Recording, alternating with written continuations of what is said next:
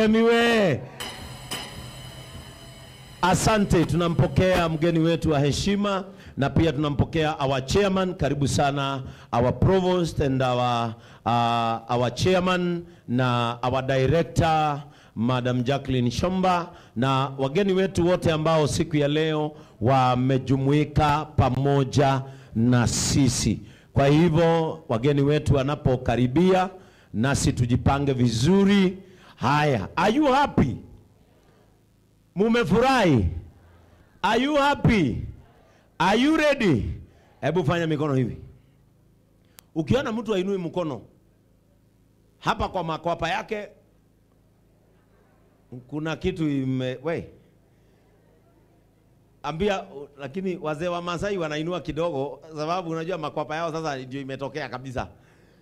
Inua mkono kabisa hivi. Weka maua sasa hivi. Nataka uweke maua, weka maua vizuri, weka. Hii ni ya chairman wetu kwa sababu ya kutukumbuka na kutuletea kiwanda kipya, si sio? Weka maua vizuri. Ambia mwenzako weka maua. Haya, anza kupanua mdomo pole pole pole pole pole pole pole pole pole pole pole. Wacha nisikie nduru, shangwe na vigelegele. Haya, sasa nataka tupige makofi. Sawa sawa? Nataka tupige makofi kama ishara ya kufurahi, si ndio? Weka kidole kimoja hivi. Umeweka hivi? Haya, wekelea kwa hii mkono yako. Haya, piga kidole moja, piga. Angalia mwenzako kama anapiga. Mwambie wacha ukorofi. Haya, piga. Haya, vidole mbili, piga vidole mbili.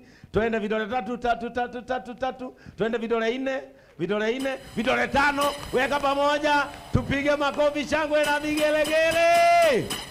Asante. Sasa geukia jirani yako. Mwambie unaona mifugo imeangaliwa. Mwambie kuanzia leo ndama imeanza kukula kavagara. Mwambie imagine inakula vizuri kukuliko. Mwambie kuanzia leo kuku inakula kavagara. Sasa mwambie sikiza. Kabla jioni ifike. Si umwangalie, kwani unamwangalia kama umwangalie. Mwambie kabla jioni ifike. Ujue hata mimi kwenye nitatoa Raha Premium kavagara. Mwambie hata sitaki mingi. Mwambie pakiti 2 tu. Halafu umkaribie umuulize, hiyo maneno unaitaka? Kama umekaa na mtu unaona atakupanga, inua mkono. Kama uone mtu atakupanga, Bishop Ben atakupanga. Are you happy? Asanteni. Siku ya leo ni siku ya maana sana katika maisha ya Joymax Animal Feeds Limited kwa sababu leo tumekuja katika sherehe ya kuongeza na kupanua kiwanda. Tunapopanua kiwanda siku ya leo tutawaelezea jinsi ambavyo tumeongeza bidhaa za mifugo. Kitambo hatukuwa tunatengeneza vyakula kama vya ndama, sasa tuko na vyakula vya ndama. Tumewaletea pellets, mifugo wetu watakuwa wanakula pellets, na pia tutakuwa tunawaelezea yale mambo yote ambayo tumeongeza katika hiki kiwanda. Kiwanda ambacho mnaona, angalia saidi ile. Wakulima wetu, kiwanda ambacho mnatazama pale. Kenya mzima hakuna kiwanda kingine kama hiki. Hapo mnafaa kupiga makofi. Kenya mzima hakuna kiwanda kingine kama hiki. Kwa hivyo kuna thibitisho ya kwamba vyakula vya mifugo vitakuwa vinatengenezwa na vinafika kwa urahisi na vinakufikia mahali ambapo uko. Can I see our distributors? Hebu nione kama wewe huo una stock mali na bidhaa vya Joymax Animal Feeds. Hebu inua mkono. Situpigia watu makofi mazuri. Hebu nione wakulima wetu. Kama wewe hutumia bidhaa vizuri na unapendezwa na bidhaa za Joymax Animal Feeds, hebu inua mkono. Ule mwenye nitaona ameinua vizuri nitampea kitu. Si mnajua askofu ni mtu wa kuachilia. Hebu nyinyi ambao huweka bidhaa zinunuliwe na wakulima. Sasa nyinyi pigieni wakulima makofi. Sasa hebu kila mtu ambaye ako hapa anafurahia Joymax Animal Feeds Limited, hebu inua mkono hivi. Sasa chairman na director na Maureen, sasa nyinyi peke yenu pigieni hawa watu wote makofi. Asante. Kama tumesimama hivyo, tutapokea wimbo wa taifa wa Jamhuri ya Kenya na ya Jumuiya ya Afrika Mashariki. Tusimame wima, walio na kofia ambazo si za kanisa wanaweza kuvua. Kwa hivyo tusimame wima kwa wimbo wa taifa.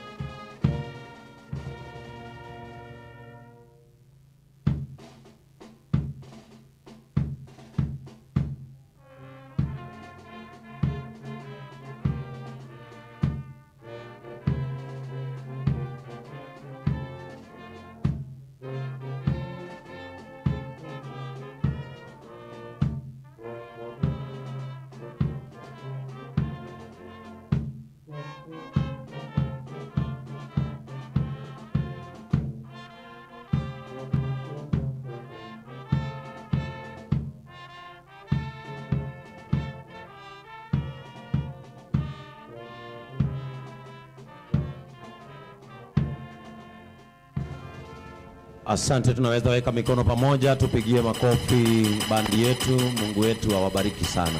Kwa hivyo wakati huu kama tumesimama hivyo, nitamkaribisha our provost ili aweze kutuongoza kwa maombi, halafu kutoka hapo nitawaelekeza jinsi ambavyo tutaendelea. Karibu sana our provost.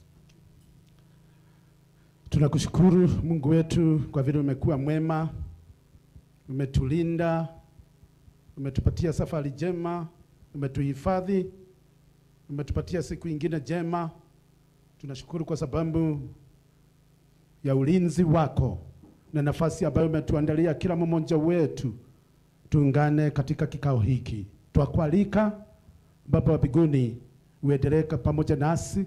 Yale yote yatakayotendeka mahali hapa, jina lako litasifiwa na baraka zako zitamiminikia watumishi wako. Tunashukuru kwa sababu wewe ni mwema. Hata tukisikiza hata ujumbe wako Baba wa mbinguni, tunaomba kuongozwa na wewe katika jina la Mungu Baba, Mwana na Roho Mtakatifu. Amen. Bwana asifiwe. Tunaweza kukalia viti vyetu. Tunaweza kukalia viti vyetu. Nataka kuchukua fursa hii niwasalimu nyote katika jina la Mungu Baba, Mwana na Roho Mtakatifu. Hamjambo. Bwana asifiwe. Nashukuru Mungu kwa nafasi hii. Nashukuru Joy Milas hata kwa mwaliko huu. Na tukiendelea kusikiza ujumbe wa Bwana, ningetaka tuombe, tusome kutoka kitabu cha Zaburi 27 mstari wa kwanza. Psalm 27 verse 1. I read, "The Lord is my light and my salvation. Whom shall I fear? The Lord is the stronghold of my life.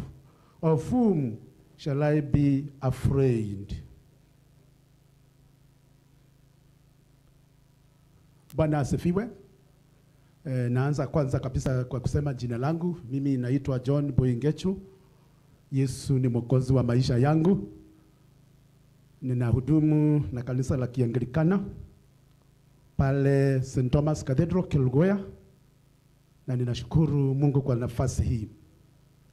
Ningetaka tuangalie kwa muda mfupi sana, kwa sababu kuna shughuli nyingi sana ziko mbele yetu. Kwa muda mfupi sana mstari ambao tumesoma Psalm 27, kuna maneno matatu ama kuna 3 phrases that convey the depth of God's protective presence in the lives of his people. Kuna maneno matatu tu ningetaka tuangalie kufuatia huo mstari. Neno la kwanza, it's light. Mwangaza. Mwangaza. Neno limetumika hapo katika kipengele ambacho tumesoma. The concept of light in the Bible often symbolizes hope and illumination in the face of darkness. And in Psalm 27:1, the Lord is described as my light. Ndiposa tunasikiza Daudi akisema, mwangaza wangu, my light. So the Lord is described as the light, emphasizing his role in leading us through life's challenges and uncertainties. As our light, God reveals the path we should follow, helps us navigate difficult situations, and offers hope in the midst of despair. Na ndiposa tunasema ni mwangaza wa Mungu umemulika hapa, kama vile tunaona mahali nimetoka nisema tunasikizanga kwamba ukiona maendeleo inatendeka, ukiona kuna mambo mazuri inatendeka, tunasemanga there is light. Mwangaza umepatikana. Na ndiposa tukiangalia yale yanatendeka hapa, tunasema ni mwangaza wa Mungu. Mungu ndiye amemulika hapa. Ndiye amepea Joy Millers hii insight, ndiye amewapea hii vision, na kwa hivyo amewamulikia. Na sisi sote tunaona huo mwangaza. Na ndiposa tunaweza sema the Lord is our light. And so we can also say that God as our light reveals the path we should follow. He helps us navigate difficult situations. I believe it has not been easy for Joy Millers to come this far. And so we say the light of the Lord has been with Joy Millers and all of us. So may the light of the Lord continue illuminating to us all and to the Joy Millers. The second thing we see in this verse is salvation. Wokovu. The term salvation in the verse represents deliverance from harm, danger, or evil. It also encompasses not only physical protection, but also spiritual deliverance from sin and its consequences. So, when the Lord is our salvation, we can be assured that he will rescue us from the threats we face, both sin and unseen. Kama Mungu ndiye wokovu wetu, atatuokoa kutoka kwa adui ambao tunaona na wale wengine hatuoni. So this assurance of salvation brings comfort and hope, reminding us that God is our ultimate deliverer and that we can trust in his power to save us. And so, as we witness what is happening here, we can say, the Lord has been your salvation. Joy Millers, the Lord has been your salvation. He has delivered you from so many things that may have blocked the dream, the vision to come true, from harm, from danger, from any evil, and thus he has brought you this far. And so we can rest in the assurance that God's salvation will bring comfort and hope, reminding us that God is going to continue delivering us even in the future challenges and dangers that may come to us. May the Lord protect you. May the Lord be your salvation. May the Lord be your deliverer. Bwana asifiwe. Adhandri, jambo la tatu na ndilo la mwisho ili nipate kufunga. We have seen that the Lord is our stronghold. Tukisema God is our stronghold, it signifies a place of refuge. Mungu ndiye kimbilio letu, a place of safety, mahali ambapo tunaweza kuwa na assurance kwamba hatutapata madhara yoyote, offering protection and security during times of distress. In ancient times, wakati huu Biblia ilikuwa ikiandikwa, a stronghold was a fortress or a walled city where people sought shelter from their enemies. Wakati Biblia ilikuwa ikiandikwa, na ndiposa Daudi alikuwa anatumia maneno kama haya. A stronghold ilikuwa kama ukuta mkubwa sana umezingira mji. Kwa hivyo mji haungeweza vamiwa.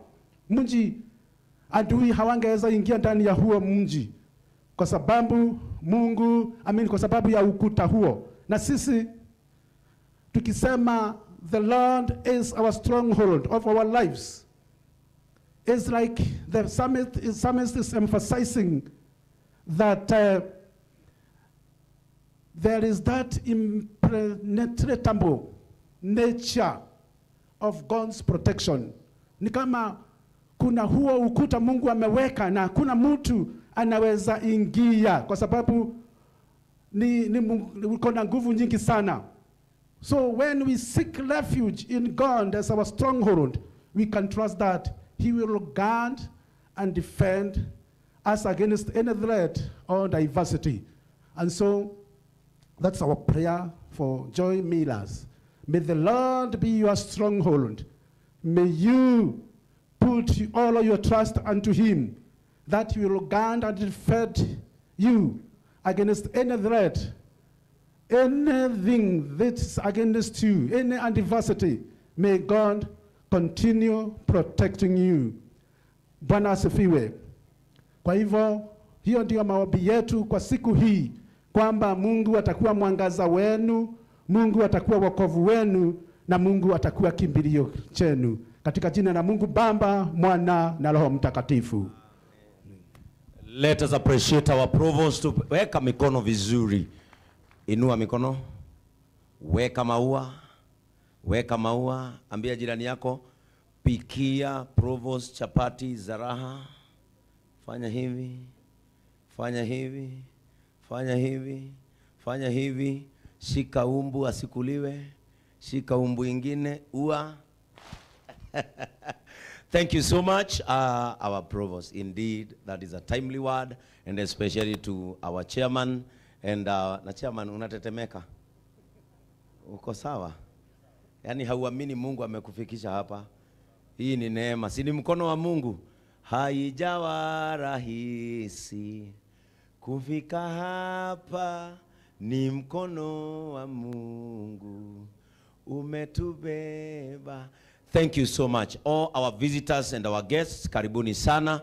And now this moment, kwa sababu hataki kuchukua muda mrefu, before I hand over to my brother Otos, because church has done its part, allow me to bring a very short moment of entertainment. Sini vizuri?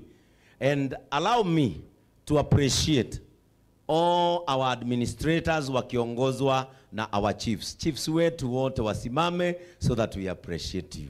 Chiefs wetu wote, let us appreciate the office of the president hapa mashinani. Weka mikono vizuri. Unajua nyinyi hamjuagi chief wako na nguvu nyinyi. Chief ndiye mwakilishi wa rais. Oyo no auyo no dhame. Anaweza sema uhame na uhame. Huyu ndiye mwakilishi wa rais hapa mahali tuko. Inua mikono tena. Acha to appreciate all our chiefs. Makofi mazuri. Thank you so much our chiefs. We don't take it for granted kwa sababu ya kuja na kuhakikisha kwamba tuko na usalama. You may have your seats. Halafu sasa niulize wakati huu, I know DJ uko tayari. I have a set of 3 artists, alafu kutoka hapo nitapatia Otoyo ili tuingie katika maongezi ama speeches. So ningeomba sote tuweze kusimama. Tuweze kusimama, tunaika rogo tukigadukaga, tunakaa hivyo. Ambia mwenzako na Kiswahili, tunaika na tukigadukaga, mwambie na Kiswahili. Tunakaa tukiganduka nyinyi. Kwa hivyo right now our DJ, I know you are ready. Our musicians wale ambao wanaanza karibieni hapa. So DJ, tuende kazi.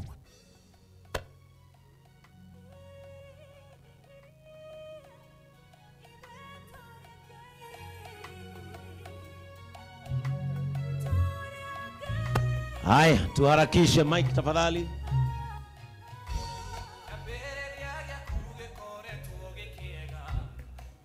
Ino.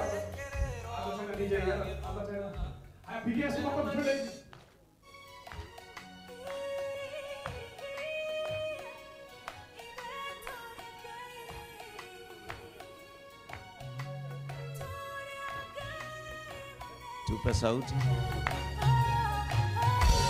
Abereria ya kuge kore tuge kiega na kiokere kerero kirage goka determinate na hinya ore monene ore awo gesaje motori lewa ibeto ya gayo ya oro gamaria ibeto ya gayo ya oro gamaria ibeto ya gayo ya oro gamaria ibeto ya gayo ya oro gamaria dekio to tige hoto ibeto ya hatani todo to ya gayo ya monene waita dekio to tige hoto ibeto ya hatani todo to ya gayo ya monene waita. Thank you, thank you.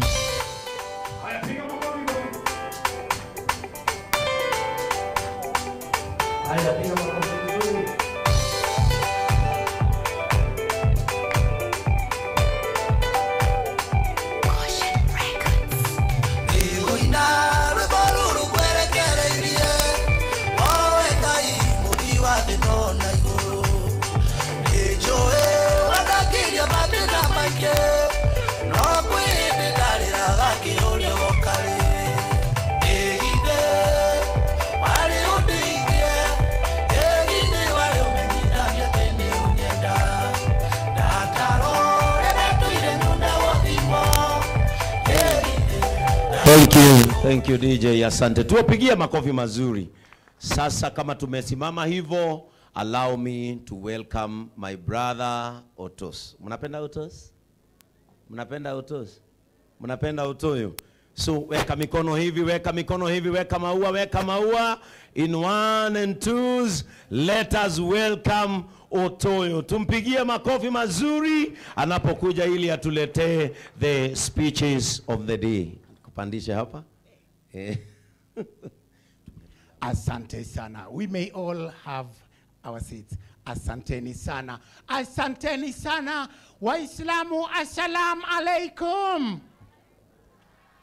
Wakristo, Bwana asifiwe. Wajaluo, bonju. Ukiambiwa bonju, unasema bonju ahenya. Bonju. Bonju. Ni hapo. Tuko sambamba. We are live on Citizen TV. Wale ambao hamjawahi kuwa kwa Citizen TV, jamani, leo wacha uonekane. Usionekane wakati wa maandamano peke yake. Usionekane wakati wa mudhende peke yake. Uonekane pia wakati ambapo tuna launch mambo mazuri. Wapi kelele ya Citizen TV? Asante sana. All right, let's start. My name is Captain Otos, and together with Bishop Ben tutakuwa tuna run mambo mazuri. Hapa mbele kila mtu anatoka hapa na gift hapa ya product yetu mpya ambayo tunailaunch. Unatoka pia hapa na Raha Premium, the #1 brand in the country. A lot is coming your way in just a few. But kwa sasa, jamani, tungeanza na burudani kidogo. Si Wakristo wameshaonja Yesu? Si watu wa dunia pia tuonje Shetani?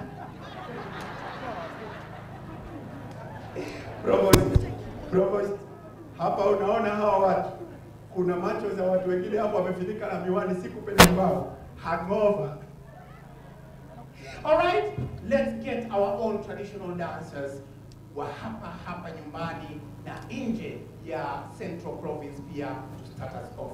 Dakika tatu, halafu tuanze sherehe yetu kwa pamoja. From Kirinyaga, with love, ladies and gentlemen, nipatieni ngemi ya Mwomboko.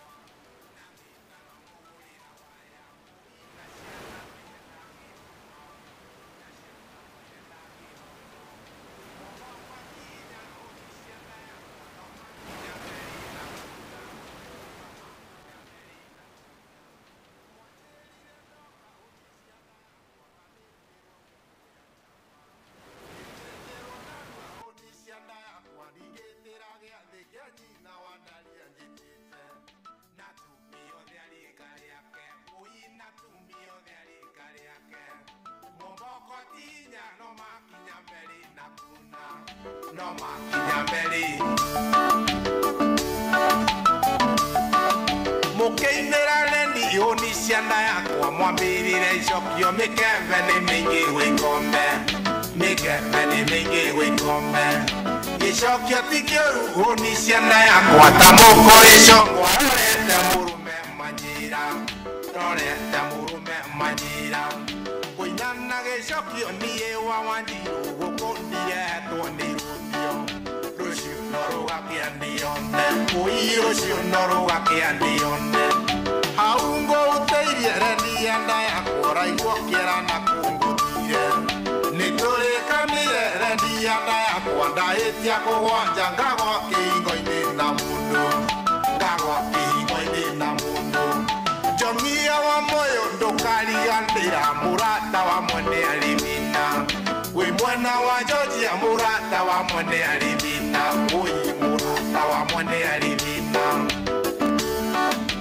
aungo ũteithie rendia nda yakwa raigua kĩara na kũngũthie nĩtũrĩkanire rendia nda yakwa ndahĩtia kũgwanja ngagwa kĩhingo-inĩ na mũndũ ngagwa kĩhingo-inĩ na mũndũ Njong'ia wa Moyo ndũkariganĩra mũrata wa mwene arimina wĩ mwena wa Georgia mũrata wa mwene arimina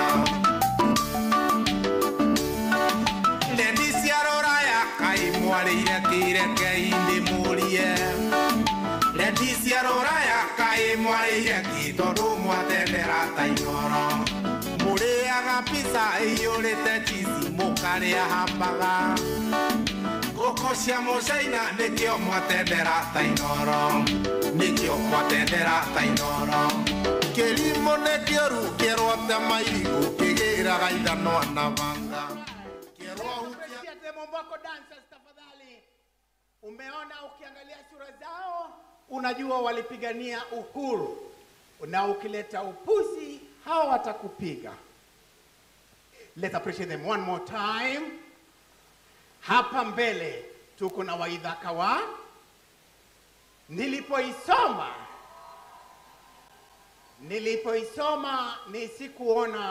nilisoma na Kiswahili, nilisoma Waithaka wajane, nikasema kumbe ni watoto, ni mtoto wao wajane, kumbe ni Waithaka. Atakuja hapa mbele in just a few. On the same spirit, let's appreciate now, let's welcome now kutoka Narok, Masai Land, watu ambao wanaweza wakaruka mimba, the Masai dancers. Tuwapigie makofi wakiingia jukwani. Masai dancers, 3 minutes, we kick it off. DJ, press play.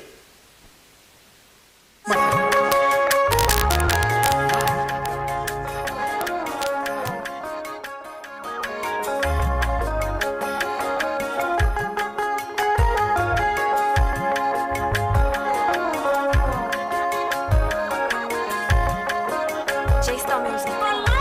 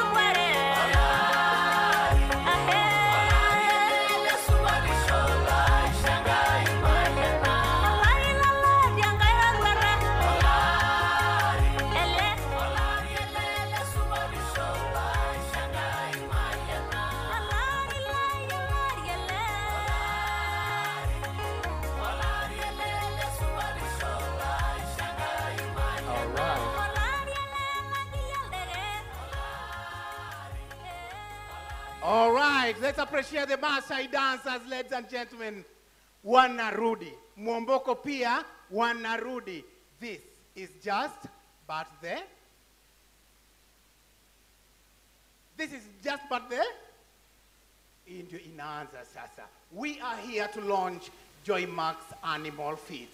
Joymax Animal Feeds inaletwa kwenyu na the makers of Raha Premium, the #1 unga that feeds the nation. Ukiingia State House, unga inakuliwa ni unga gari inakuliwa State House, Kavagara Raha Premium. Na how ndio sasa wamekuletea tena chakula cha mifugo wako, ya ng'ombe, ya mbuzi, ya kondoo, ya kuku, mpaka ostrich. Umejionea ostrich mwenyewe? In just a few, kama hujapata nafasi ya kuiona, you can see it and we'll also show you on our screens. Kwa sasa, ningependa kuambia ya kwamba sio vitu tu inaokotwa ati chenga ya mahindi unaekewa ikuwe chakula cha ng'ombe ama chakula cha kuku. It is specially done na technology ya kisasa. To do this, ningependa nikuitie daktari, mtu ambaye amesomea kazi hii. Tuko naye hapa nyumbani full time. He's a doctor, he's a specialist. Doctor. Unajua madokta ni wachache. Tuko na Dr. Nyikal, Prophet Owuor, Professor, Doctor. Allow me to invite from in-house Dr. Waweru to come and tell us what they went through kuhakikisha ya kwamba tuko na Joymax Animal Feeds. Let's appreciate Dr. Waweru for the next 5 minutes to just take us through the new baby in town. Ndio tupate kujua ni nini kimeshirikishwa. Dr. Waweru, kindly. Okay, thank you very much.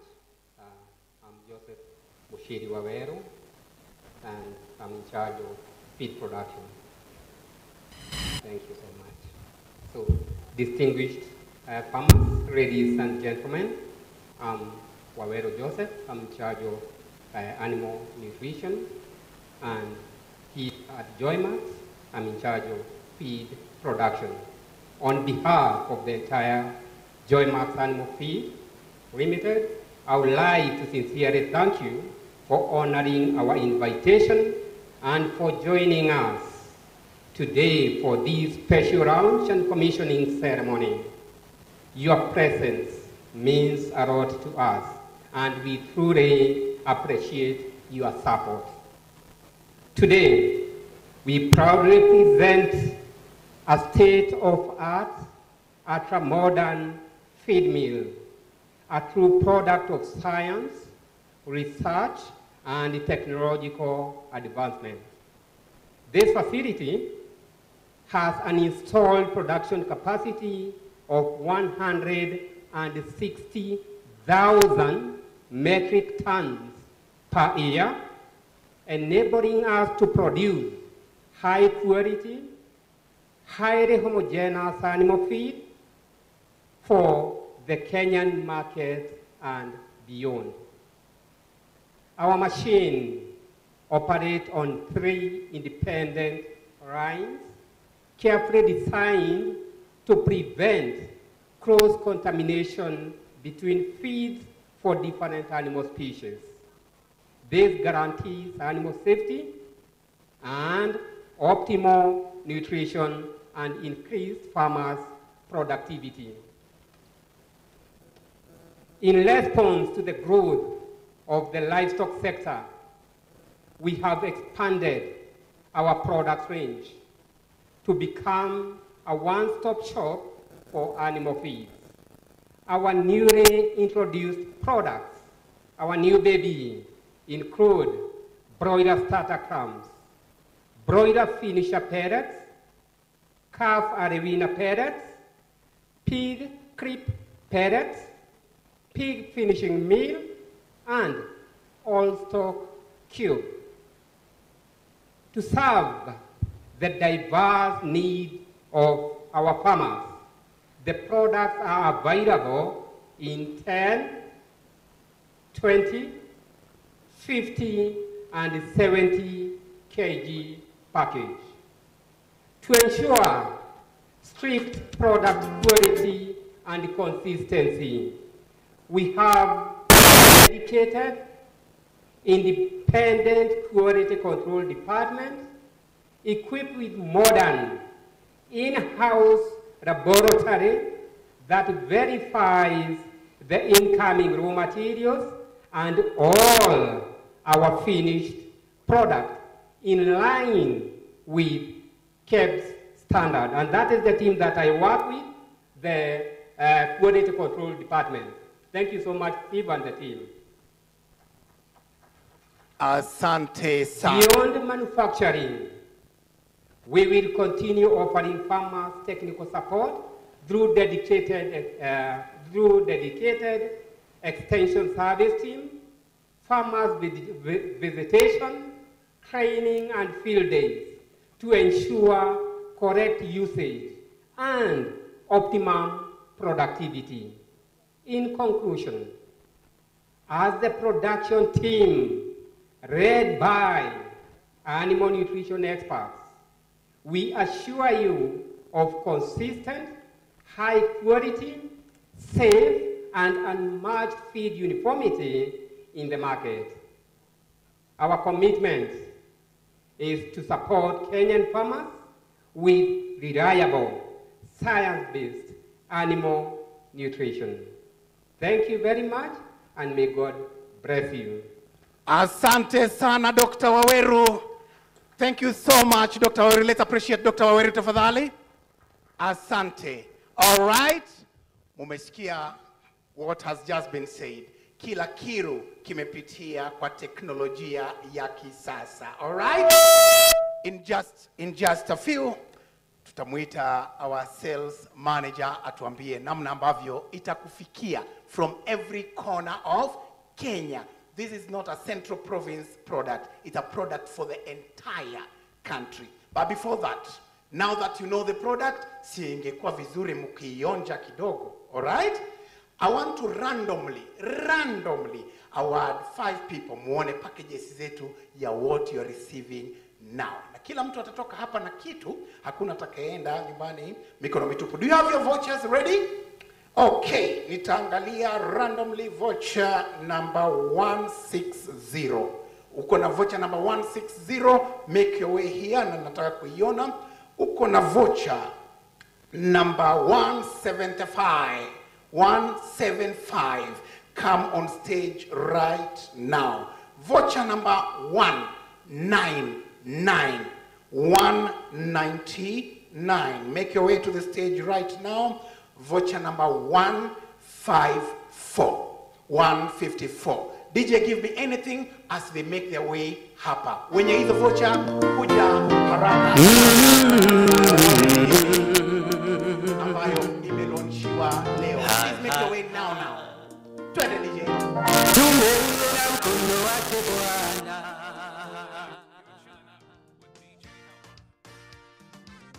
Mengi mazuri tumeyaona, Mungu umetenda, ni kweli wewe muweza. Ulitamka vitu vikawa, neno tulatosha, ukisema umetenda. Alright. Voucher number 159, voucher number 170, voucher number 174, voucher number 189. Join us now. Hao peke yao. Uamualo hakuna wa kulipinga, hakika wewe ni Mungu wa vyote. Unatawala dunia na vilivyomo, makuu umeyatenda. Jehova, hakika tumeuona Baba, mkono wako Bwana, kweli matendo yako Bwana ni makuu mno. na umetutoa mbali, kweli, ukatushika mkono mahali uliona pekee. chini hata chini.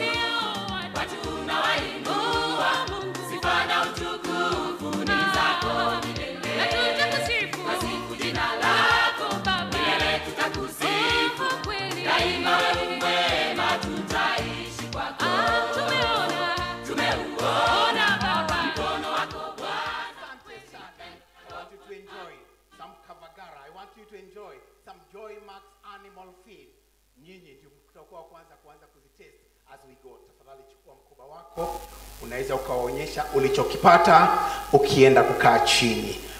Waonyeshe umepokea nini as we launch. Kila kitu ni cover. Kila kitu ni cover. There you go. Kindly chukua mzigo wako mmoja. Asante sana. Congratulations. Congratulations for making it here. Unaweza unakumbuka mahali kiti yako ilikuwa? Bado iko. All right? And now niruhusu nimwalike jukwani sales manager wa kutoka Joy Millers Limited. Namna ambayo tutapokea mambo yetu. Bwana Makove, wacha wapi. Mr. Makove, ndio huyo. Haya, asante sana. Habari yenu? Wafanyikazi wa Joy Millers Limited, tafadhali inua mkono mahali huko. Tushangilie, tushangilie. Otherwise, asante sana our chief guest ambaye ni wewe mkulima ambaye umefika siku ya leo. Our wonderful distributors, tuko na wengi ambao wamefika katika kikao hiki. Our wonderful directors, pia tunashukuru sana. Na sisi wafanyikazi wa Joy Millers Limited tunasema kama sio Kavagara, hiyo ni kidogo sana. Kama sio Kavagara, kama sio Kavagara, na kutoka leo tunasema kama sio Joymax Feeds, wacha ng'ombe ikule maveve. Si ni kweli hivyo? Kwa majina naitwa Robert Nyaga Makothe, sales manager, na tuko na mwenzangu hapa Mr. David. Simama tafadhali. Tupigie Mr. David makofi. He is one of the shortest people we have here. He's my colleague sales manager. Tunajivunia kuwa na wafanyikazi ambao wanatupatia vitu quality na vitu original kupeleka sokoni. Kwa hivyo wafanyikazi wa Joy Millers Limited tunawashukuru sana sababu kile mnatupatia tukipeleka sokoni akina haibu. Njipigie makofi. Tunasema bei ya bidhaa zetu iko juu na sio siri. Lakini wale ambao wametumia bidhaa zetu wanaweza wakakwambia kwamba baada ya kufanya hesabu wanagundua it is the cheapest. Kwa mfano ninaweza nikakwambia unga ya Raha Premium Kavagara tunaiuza shilingi 200. Hiyo unga unaipika na dakika 4. Kwa hivyo unatumia makaa ya shilingi 2, kuni ya shilingi 2. Hiyo unga inabaki shilingi 200. Mimi sichomei mtu, lakini ninasema unanunua unga ingine 160. Unaipika na 30 minutes. Unatumia kuni ya 40 shillings. Ungenunua Kavagara mara moja. Kwa hivyo tunasema hii Kavagara tunafurahia ikiwa sokoni sababu wale wameitumia wamegundua kwamba it is one of the cheapest. Ukiangalia all those other parameters, hakuna waste time na haina stress na unafurahia kitu kizuri. Pia tunawaambia ukiangalia bidhaa kama vile Joymax Feeds sokoni ndio iko na bei ya juu sana. Lakini wale ambao wameitumia, si wakulima ni kweli? Wale ambao wameitumia, kwa mfano unanunua ile tunaita high yield 33 kama 3300, ng'ombe automatically inaongeza kilo 5 ama lita 5. Ukihesabu 5 liters times 30 days hizo ni 150 liters. Ukipiganisha na 50 shillings unakuta umeongeza over 7,000 shillings. Kwa hivyo tunasema bidhaa zile tunawapatia ni vitu quality na vitu original, vitu ambavyo ukitumia kweli unaona value for money. Ningetaka provost hata kama ako hapa niwaambie mambo ya Hosea 4:6. My people perish for lack of knowledge, now you have the knowledge. Si ni kweli hivyo? Finally, tunasema in Genesis verse 1 mstari wa kwanza, Mungu alipokuwa naumba dunia kukuwa na kitu, kulikuwa tu na giza na kulikuwa hakuna shape. Na sisi tunasema wakati tulitengeneza unga ya ugali inaitwa Raha, there was no other premium. Na kama unaenjoy uniambie tukupatie mzigo saa hii. There was no other premium in the market or anywhere. Na ndio maana tunasema unga yetu ni original. Na before Kavagara there was no other premium. Kwa hivyo tupigie directors wetu makofi. So anything that came after Raha tunasema ilitupata tukiwa tumeanzisha. Okay, our distributors. Ninataka nichukue nafasi hii niwashukuru sana kwa sababu kupitia kwenu mumetuwezesha kufikisha bidhaa zetu dunia mzima. As we speak for now, tuko na bidhaa Dubai. Wale wako na familia iko Dubai waambie waingie supermarket, na wanatupigia simu wanatuambia imefika Dubai, Qatar imefika, Saudi Arabia imefika, ukienda Marekani imefika some states, ukienda Canada, ukienda Ethiopia, ukienda Uganda and many other countries. Sisi kile tunasema ni kama vile Yesu aliambia wafuasi wake, aliwaambia go ye into the world, preach the gospel to all creatures. Na sisi distributors wetu tunawaambia tafadhali tufikishieni unga yetu na bidhaa zetu dunia mzima. Tuwapigie makofi. To our great brand ambassadors ambao mnatufanyia kazi nzuri sana. We are saying the same, preach the name Joymax, preach the name Kavagara to the whole world and to all the creatures. Kwa hivyo nikimalizia, kabla sijaketi, nataka nitambue watu wawili ambao wametusaidia sana katika marketing, katika soko. Ningetaka nimtambue Shosho wa Kavagara ambaye alituambia kama sio Kavagara wacha kifanye nini? Shosho, simama tafadhali, apigiwe makofi. Shosho anasema kama sio Kavagara kifanya nini? Ningetaka pia nimtambue yule mzee ako na katumbo kandogo sana. Mr. Nabo, where are you? Nabo. Haha, apigiwe makofi. Hii ni dalili ya Kavagara. Otherwise tunasema Mungu awabariki sana. Tuendelee kula bidhaa kutoka Joy Millers Limited, na saa hii tunaongea mambo ya Joymax Animal Feeds Limited, na may God bless you in a big way. Asante sana. Asante sana, our sales manager, for that beautiful one. If Citizen TV, you can give us a wide shot, wacha watu wa nyumbani waone namna ambavyo tunapokelewa, namna ambavyo Joymax Animal Feed imepokelewa ndani ya Kutus as we officially launch it. Kama unatupata the live feed ya television, naomba jamani kila mmoja wenu asalimie watu wako kila mahali Kenya. Ndio hiyo, tuko live kwa Citizen TV, tuko live kwa Citizen TV, tuko live kwa Citizen TV, tuko live kwa kelele ya Joymax Animal Feed. Wakikelele ya Kavagara. Alright, asante sana. Good. Ukiwa nyumbani, ukiwa diaspora, umetuona tukiwa live.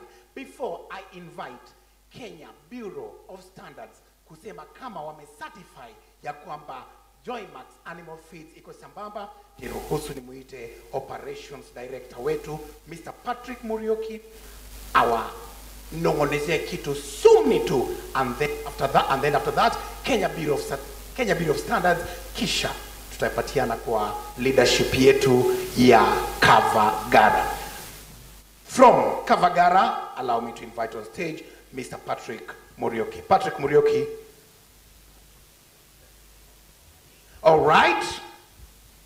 Our guest of honors, and today, nyinyi wakulima, distributors, na nyinyi wote wenye mmehudhuria sherehe hii ya leo, you are our guest of honors. On behalf of the board of directors, allow me to give you just a short technological journey that Kavagara has taken. In the year 2011, an idea came to the family of Mr. Julius Shoba and the wife. They felt that the country was not having the flour that they preferred. And indeed, with a lot of struggle, with very little money in the pocket, but with a big idea, they went ahead to put up a very small mill. I can tell you, they were milling for almost 2 days ndio waweze kujaza FH kale kagari kadogo. Mzee ndiye anakasa rora kule na mama ndiye accountant na ndio sio selede. This is how the story began. Today, as we stand here, I am a milling expert, well known in this country and beyond. I can tell you that The equipments that are producing Kavagara, it is the state of art. If you have ever heard of anything called IoT, Internet of Things, this is where the technology is being applied. We have given opportunities even to the university students to come and do their research in our investments, because this is where the technology is. We are not only having the equipments, we are using the technology to produce food, human food. And now recently, out of a vision of the board, they have come up with a similar animal nutrition food. And this is what today we are launching, the JoyMax animal feeds. Allow me once again to inform all of you that we could be in the market, all of us. We are not in competition. We are the best.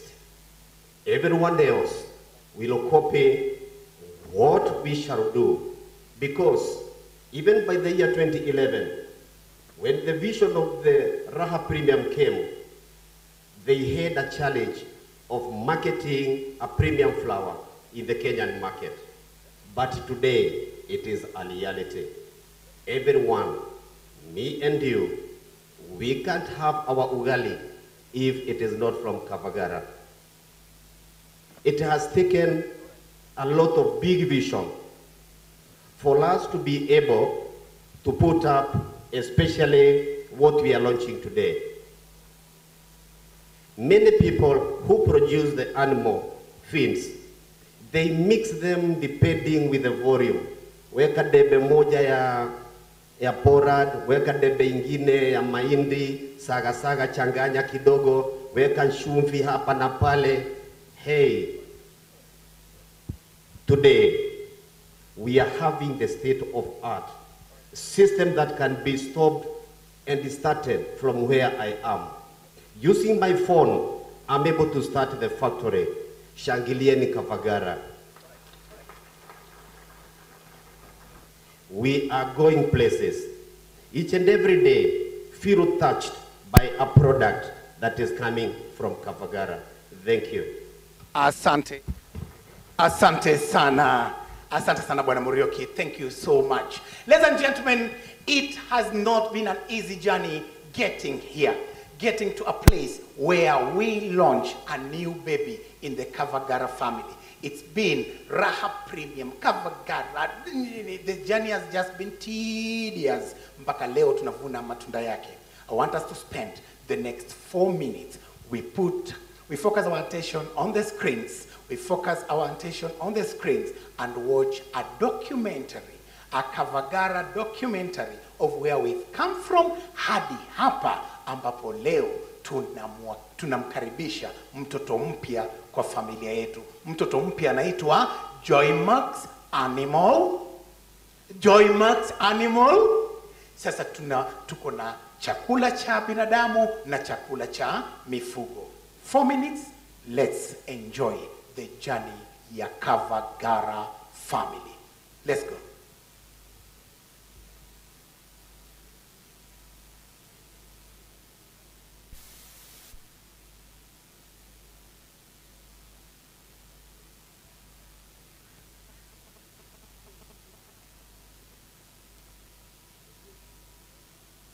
Alright. Tuko kwa TV sasa. Hapa tuko off kidogo. Ningependa someone from our family to please help me move this podium katikati ya Provost, our chief guest, na Bishop Ben. He move katikati ya Provost na Bishop Ben. Hapo ndio tutafanyia the next round of speeches. We're going to Kebs, our director, and then our ops, and then our chairman. It will move smoothly. Remember, Citizen lazima wafanye news saa ngapi? Citizen wanaendanga kufanya news saa ngapi? Saa 7. So, tungependa saa 7 ikute kama chairman amesha ongea. watakaokuja wataenda mbio kidogo. Let's play the document.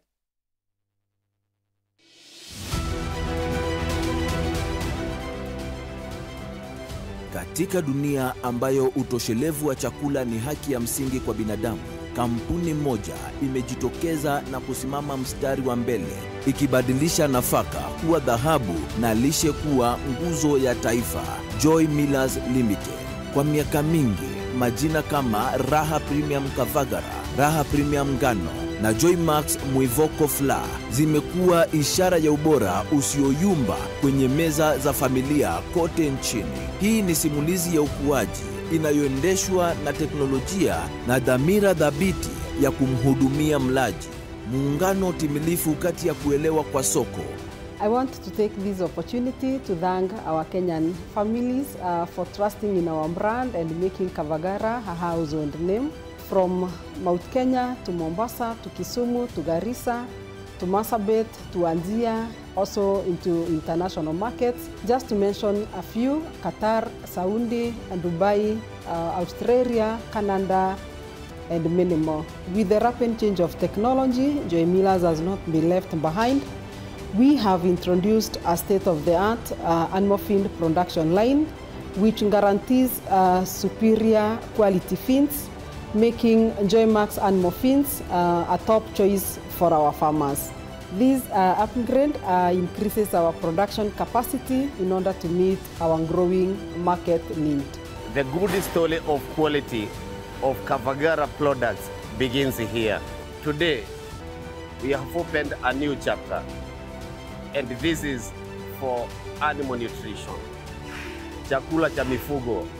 The same quality that we have been giving on the human food in form of Kavagara flour, and now the same is going to come onto the side of Joy Max, which is our animal feeds company. The technology that we have applied here, it is the state of art. The mixings and the breeding now are glassmetric, and we have a state of art laboratory to support our processes. This is a commitment that we have made of ensuring that every bag that comes out of this company is of quality assured.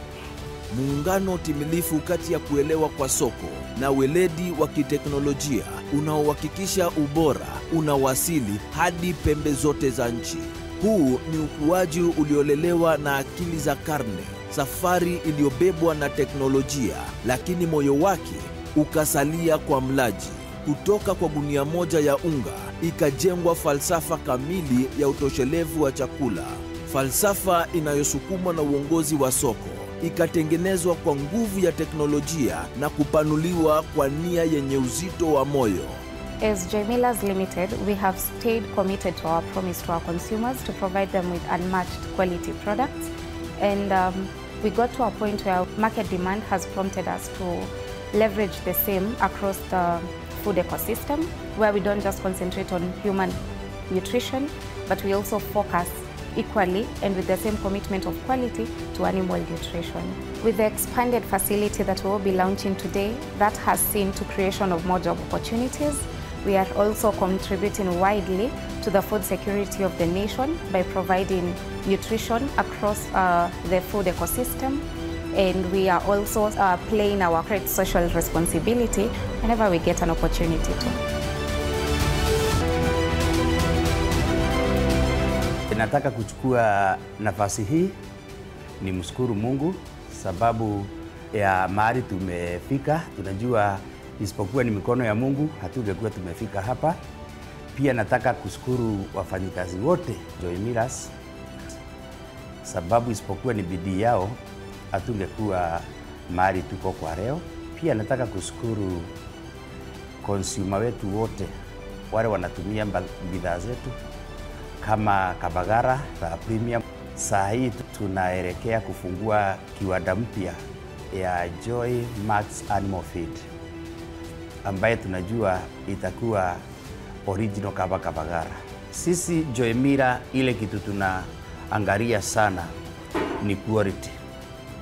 So nataka kuhakikishia customer wetu wote ile animal feed tunafungua tuko 100%, quality yetu itakuwa juu sana. Kwa hivyo wale watatumia kama chakula ya mifugo, wenye wanafuga ng'ombe, kuku, nguruwe, hizo zote najua watapata faida kubwa.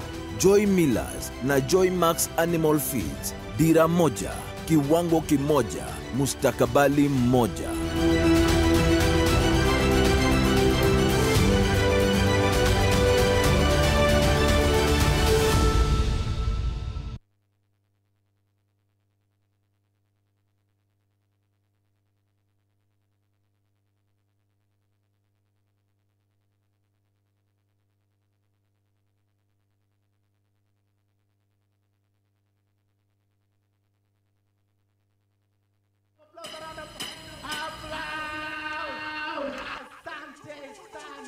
You've seen the beautiful journey. It's not been easy. Umeisikia kutoka kwa midomo ya wenyewe. Right now, how are we doing? Are we good? Are we certified? Are we good quality? Wacha tuisikie kwa wale ambao wamepatiwa mamlaka na serikali ya kuhakikisha kwamba kitu hakitaingia kwa market kama haiko sambamba. Bringing on stage for just 2 minutes to tell us how we are doing.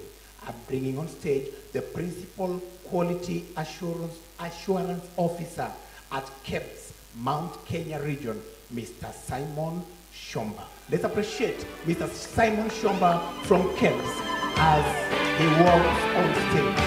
Dakika mbili na hakika zitamtosha atuambie how we are doing.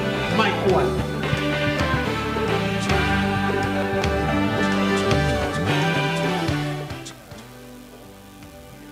Thank you. Good afternoon, ladies and gentlemen.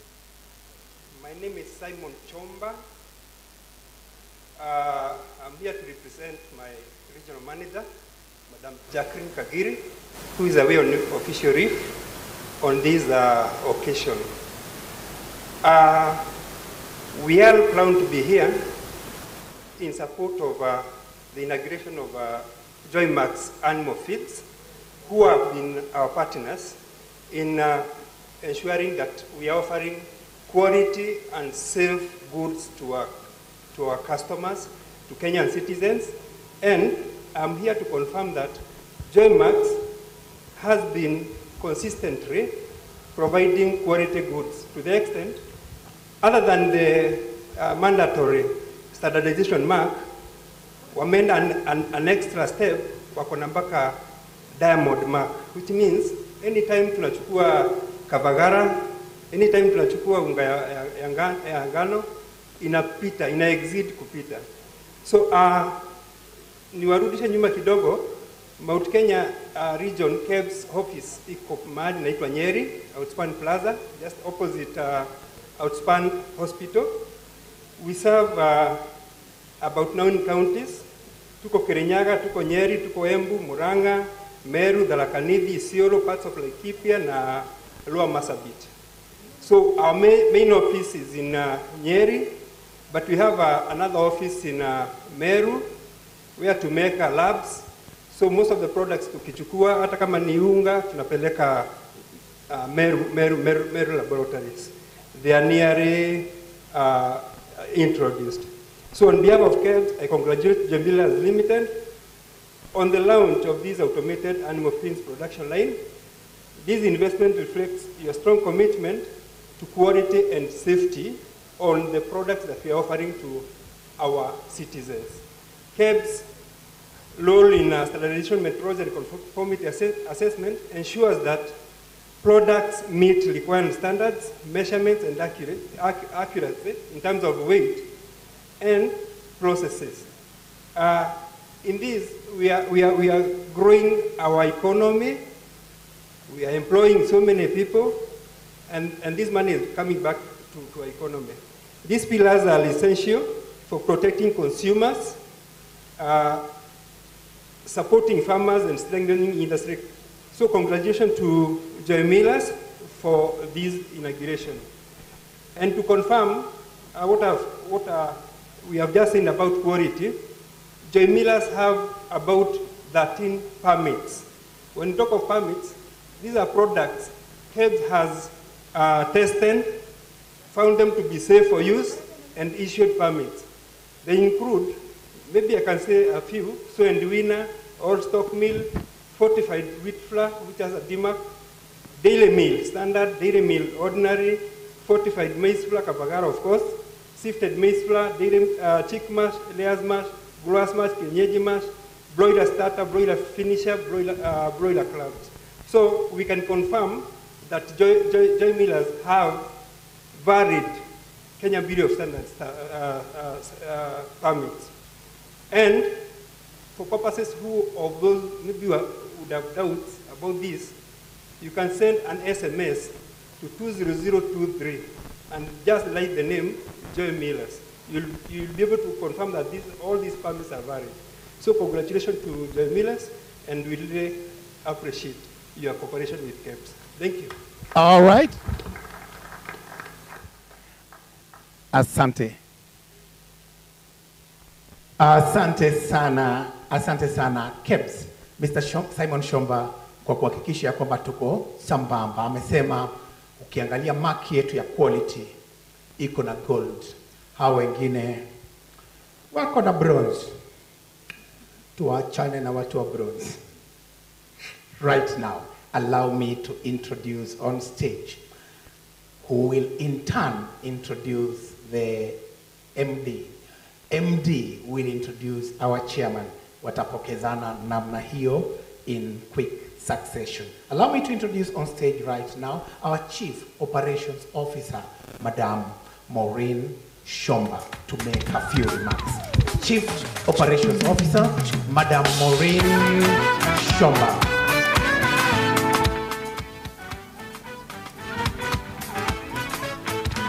Thank you. Distinguished guests, partners, clergy, media, family, friends, and all of us. Good afternoon. My name is Maureen, as you heard, the Chief Operating Officer for Joy Millers Limited. And today, I don't know why you're here personally, but we all have personal reasons why we are here. Mchungaji, why are you here? I'm here to celebrate with you. Asante. And we are here for a lounge. Sindio? But today we are celebrating more than just a lounge. We are celebrating a vision, we are celebrating resilience, we are celebrating the power of believing in a possibility. So when we started our journey with Raha Premium and our maize flour brand, we made one promise to the nation and to all of you. We made a promise to never compromise on quality, and that simple commitment has opened a door that we never imagined. Because as our products have reached more homes, the market has kept asking for more. Our customers have trusted our consistency, and the trust that you have in our brands and in our products have truly inspired this new expansion into the feeds and the wider food ecosystem.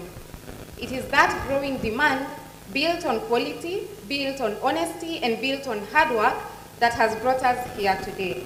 And with these new machines, we are proud to assure Kenyans of steady production, no stockouts. Customers zile simu umekuwa mkitupigia za mzigo imeisha, nitapata mzigo lini. Moving forward with this machine, simu ni salamu, kujuliana hali na kujua soko inaendelea vipi. Sawa sawa. Our commitment is that simple, and as Joy Millers, and now as Joy Millers, Joymax Animal Feeds, when you choose us, you choose reliability. Quality yenye mnajua ya Kavagara ni the same quality mtapata kwa Animal Feeds. Hapo ni sawa wakulima. Hapo ni sawa stockists wetu. Asanteni sana. So beyond our production capacity, today speaks our deeper purpose as a Kenyan company. We are proud of our contribution to this nation. We have created job opportunities. We have empowered youth. I work with amazing sets of Gen Zs. Gen Zs wenye tunafanya kazi Joy Millers oe. Gen Z oe. Yes, I work with a very cooperative team of Gen Zs. We have supported the youth. We have supported farmers. We have uplifted our communities. Through CSR, I believe Joy Millers is widely and well known for that. And we have, of course, played a key role in strengthening food security. Every bag that we produce is connected to a Kenyan household, a farmer's livelihood, and a dream that is worth protecting.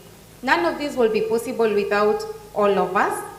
So to our management, when I talk to you and we agree on what I'm telling you, please tell me cheers. Management, Madam Director, Bwana Chairman, I'm speaking to you, my bosses.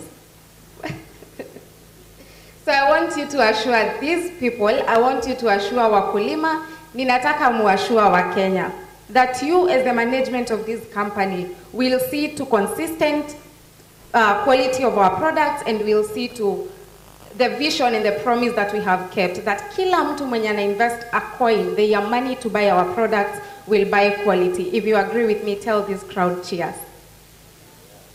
Director waambie cheers. Asante. To our amazing staff, you of course are the heartbeat of this company. And like the days where mtoto usikia akisifiwa na mzazi wakati kuna wageni, nyinyi mnajua tunawasifu kila siku, si ndio? So to our amazing staff, who are of course the heartbeat of the company, your dedication is the reason that we grow. If you as a staff of Joy Millers, I am also a staff of Joy Millers, if we as the staff of Joy Millers promise that we will do our best, that our customers will never complain of the quality of our products, tell Kenyans cheers.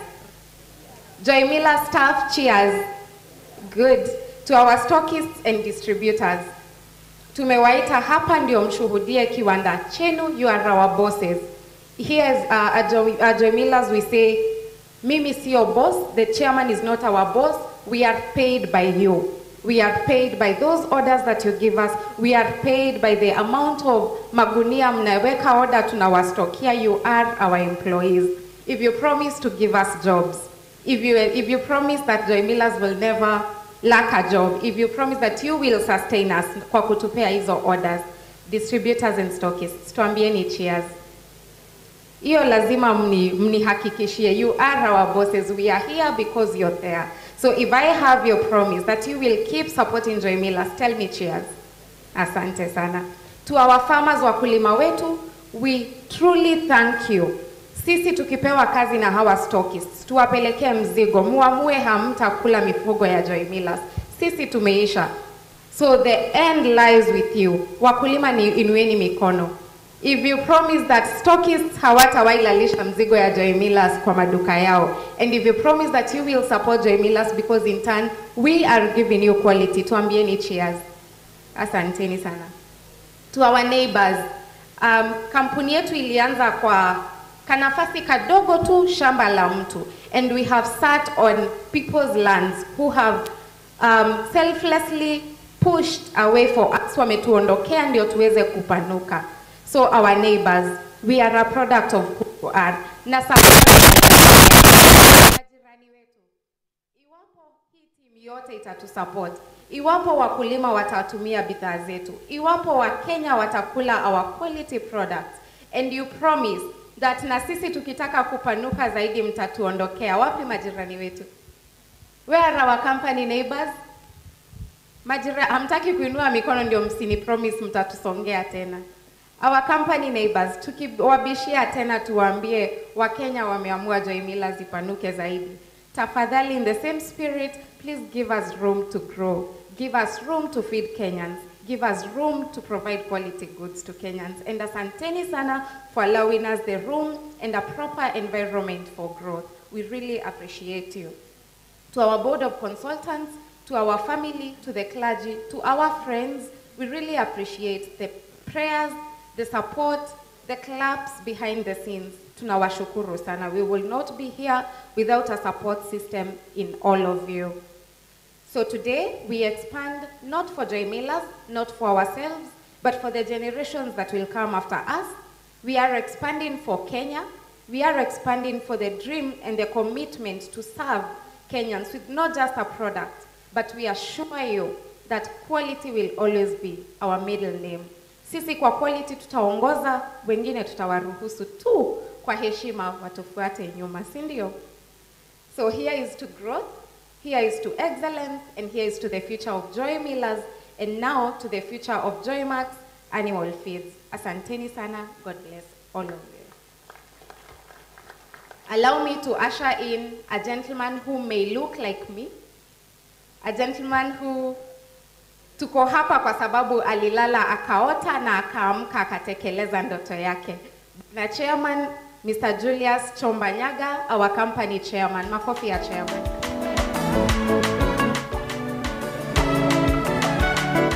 Habari zenu? Habari zenu? Mimi sitaweza kukimbia kama Gen Z. Taenda polepole. First of all, nataka kushukuru everyone mwenye amekuja hapa, amefunga kazi yake leo, akasema atakuja tutumie masaa yake leo pamoja. Yangu ni machache sana, isipokuwa ni mengi sana, sababu unajua Gen Z anakimbia, lakini mimi sitaweza kukimbia kama Gen Z. Si ni kweli? Ndio tuweze kuelewana. First of all, nataka kushukuru Kabagara team, sababu isipokuwa ni Kabagara team hatungekuwa hapa.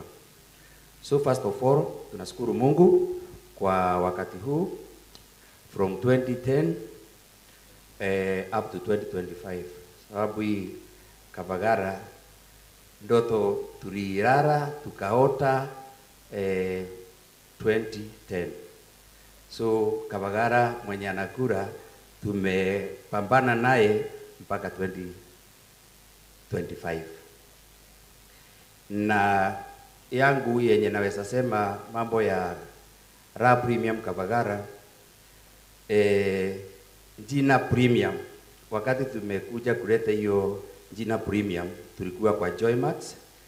Before tufike premium tulisiaga 7 good years before tujue tumefika ile kiwango tunaweza toa unga inaitwa premium. Kama vile Bwana Robert amesema, sisi ndio tumekuja na jina premium. So naona Mwalimu Digital anasiaga unga anaita ate Mwalimu Digital Premium. Nawaambia Digital akuje, nimwambie the word premium imetoka wapi, ndio tufike hapo. So hapa tuko ndio premium ilitoka Kabagara.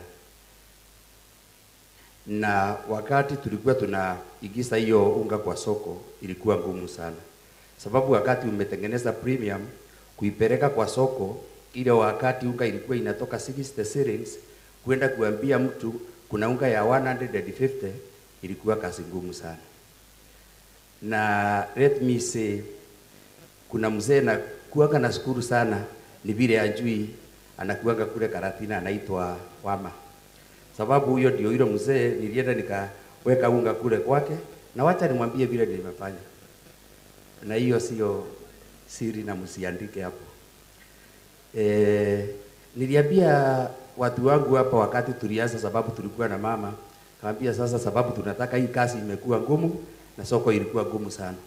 So tulienda pale nikaambia mama, wewe na watu wa pale kijiji tutaenda pale tupusi kama watu wa mama wa group. Tukaenda tukauliza ile unga pale kwa Karatina kwa Wama, alafu au wakaenda pale kama kuuliza ile la premium.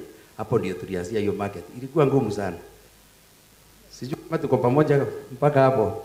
Ilikuwa ngumu sana kuuza unga watu wa kumbali premium, sababu premium ilikuwa kusiaga premium inakuanga na cost kubwa sana, na majini yake inakuanga rahisi, inakuanga kidogo sana. So ndio watu wa kumbali na waelewe what is premium. Mali sasa tumefika, ilikuwa kazi ngumu sana. Proposed tunaona tu, unasikia? Thank you very much. Nataka kushukuru Joy Millers team, sababu isipokuwa ni Joy Millers team wenye niko na wao sana sana salesmen. Salesmen wako wapi? Wasimame tu. Salesmen wa Joy Millers. Sales. Simama tu mahali huko. Kwani wengine wako huko nyuma? Very good. Nashukuru hao watu salesmen, sababu wakati unajua Kikikuyu tunasemanga kindu kieru gio kado ni makutokagira kodo kuliko kou. Hao watu mimi nawashukuru sana, sababu hata wakati wa watu wamekuja inaitangwa poaching, hakuna mtu wangu wa sales amekubali kutoka kwa hii Kabagara. So nawashukuru sana. So ni kumaanisha hao ni watu wanaelewa mahali tuko na mahali tunaelekea. So sisi kaeni chini. So nataka kushukuru sana sababu ya wakulima wetu na wale customer, wacha tuseme wananchi wenye wanatumia hii unga yetu ya Kabagara ama wale wanakula Kabagara. Tunashukuru sana sababu isipokuwa ni nyinyi hatungekuwa mahali tuko kwa sasa. So tunamshukuru sana, na wacha tuseme mimi kama chairman wa hii kampuni ile unga mimi mwenyewe nakula ni kidogo sana. So ile tunatengeneza ni mingi sana. Na vile mnakula, maybe unaweza kuwa wewe mwenyewe unakula hii unga, unaweza maybe fikiria vile Bwana Chomba sababu watu wanasemanga tunombiare kila mubuko. Hiyo unga unakula ndio tumecreate. Imeleta hiyo kampuni ikainuka. Maybe unaweza kuwa sio wewe, but cousin, brother and sister. Sai Joymira inaelekea wafanyikazi more than 2000. Na hiyo nasema sababu ni kitu ya ukweli, sababu najua watu wa NHIF wako hapa wanajua that is the rate. So nimesema tunaelekea 2000. So wasikuje kusema umesema 2000 iko wapi? Nimesema maybe tunaelekea maybe.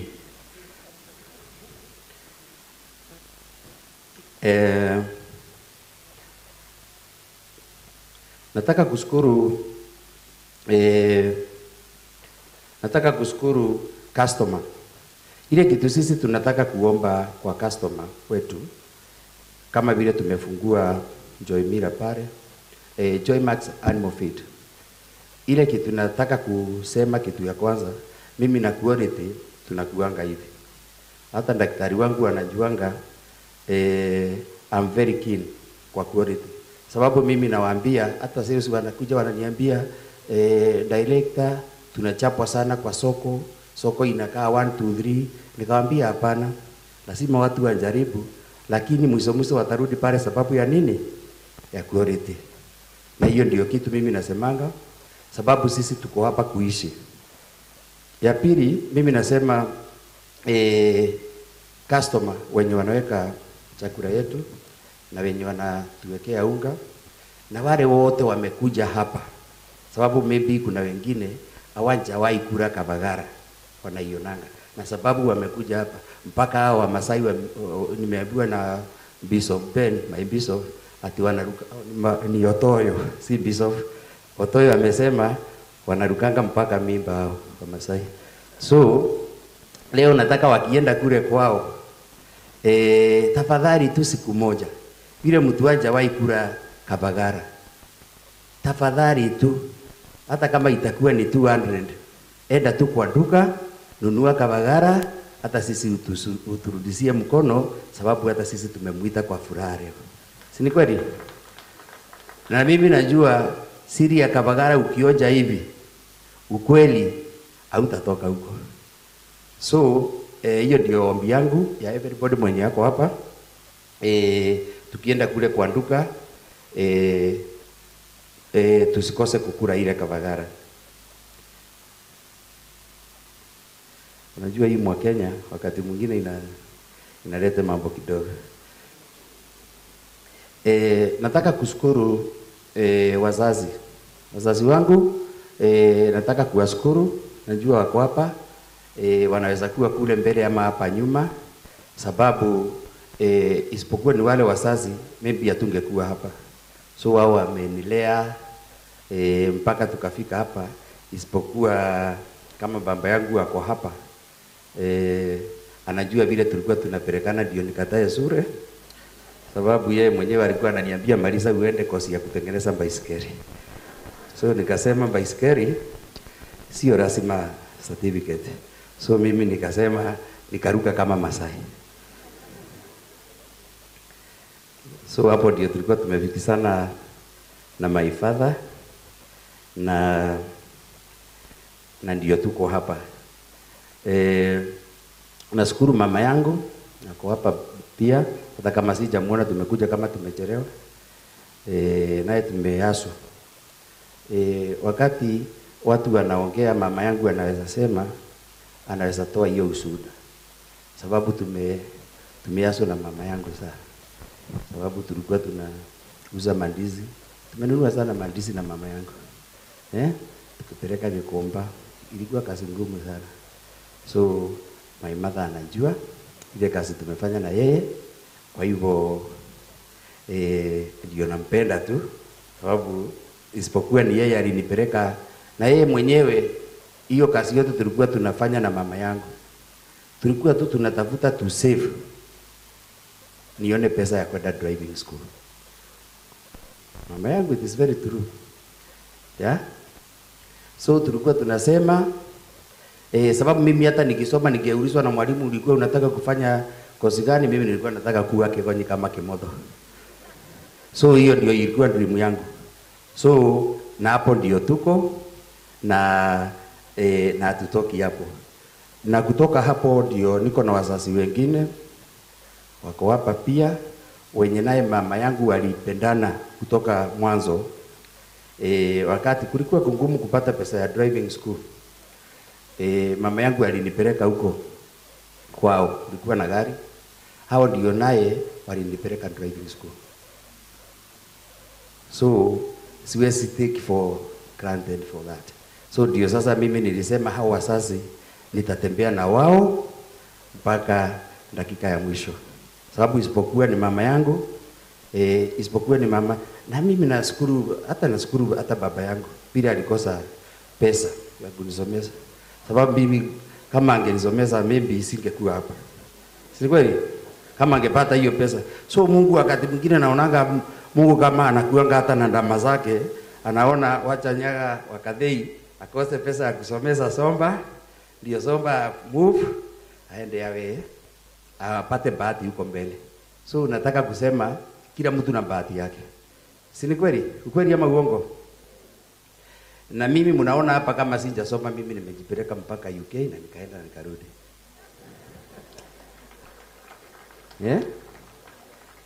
Isipokuwa nayo hii safari ya UK, nikisema hapa is very interesting. Sijui kama tulienda na mtu anaitwa Umbro. Umbro uko hapa? Kama Umbro anaweza kuwa hapa, anaweza kuambia, sababu wakati mimi nilisema tunaenda UK, hiyo ni story ya kule mbele. Huyo mzee forever in my life, nikiulizwa yule mtu athomire wana, naweza sema ni huyo. Sababu the day wakati tulisema tunaenda UK, yeye hiyo wakati mimi sina visa. Na unajua UK lazima uwe na visa, si ni kweli? Sina fare, sina ticket. So huyo mtu tulikuwa mimi wakati, hata nafikiri wacha nikwambie, hata kama my wife amesoma, hata yeye hakuwa amechanuka hiyo kiwango, sababu yeye mwenyewe huyu bwana Umbro, tulikuwa tunaenda na Umbro, yeye ndiye alikuwa ananipakia nguo, ati wewe ukifika utatuambia. Na huyo wakati sisi tunaenda embassy. So tukiwa pale embassy nauliza Umbro, sababu hii laini vile imekuwa mrefu, tutafikiwa saa ngapi na tunaenda na ndege ya saa ngapi? Sijui kama unaona hiyo safari. Na it is very real.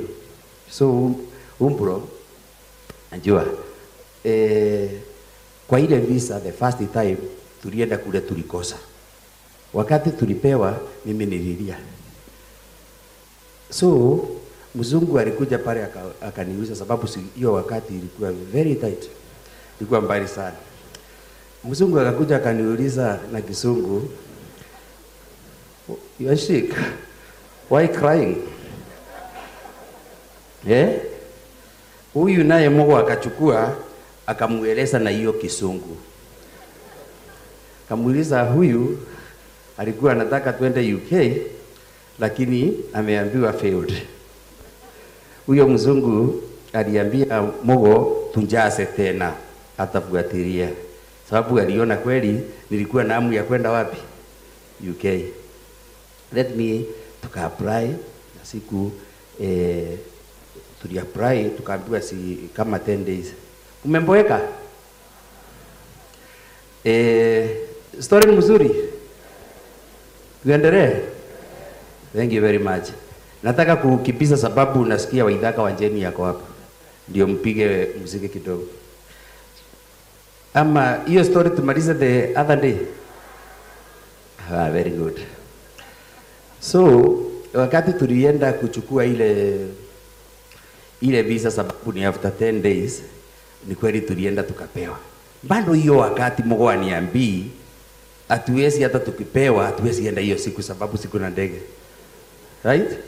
Bado hiyo siku mimi niliamka mapema sana nikaambia mama kawaida mbag sisi tunaenda. Tutaongea tukifika wapi? Kule. Wakati tulifika kule tukapewa visa. So nikaambia Mungu hapana, hapa ni haraka haraka.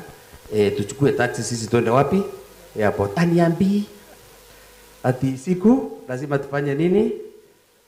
Tumbuku ndege. So wakati imefika pale akaniambia acha tujaribu kubuku haraka haraka ndio tulipe hiyo wakati ndio mimi nilijua kuna dola na USD na pound. So wakati tuko pale Mungu ndiye ananiambia fare ni hii, pesa ni hii, kuna badilishwa, kunaenda, lakini tumepata ndege imejaa, kwa hivyo tumeambiwa tunatafutiwa kwa mitandao, bra bra bra bra, ikawa hivyo. The end of the day tulienda kule UK. Na wacha nikwambie isipokuwa ndio unaona mimi saa hii nimeajiri mwalimu wa kunisomesha English. Nyinyi mko hapa msomesi watoto, wacha nimwambie ile pesa nimetumia sababu hiyo wakati mimi nimeandika Mungu sisi tunaenda na huko, lakini nafikiri Mungu sababu ni mtu ameokoka hakuniambia. Sababu najua pesa ikiwa Kenya shillings ibadilishana na pound hata mimi si nimepotea. So mimi nilienda pale nikapewa. Kwa hivyo mimi niliambia Mungu nikugawanya katikati, wewe unabeba hii, mimi nabeba hii. So mimi sijajua ile hesabu kabisa, natafutanga umbro mpaka wa leo. Aniambie ile pesa iliisha namna gani. Sijui kama tuko sawa. So tulienda na tukarudi. Hiyo ni ya siku ingine tukifungua mkule Kabagara, ndio another day tukifungua ile ingine ndio nimwambie vile kulienda huko mbele.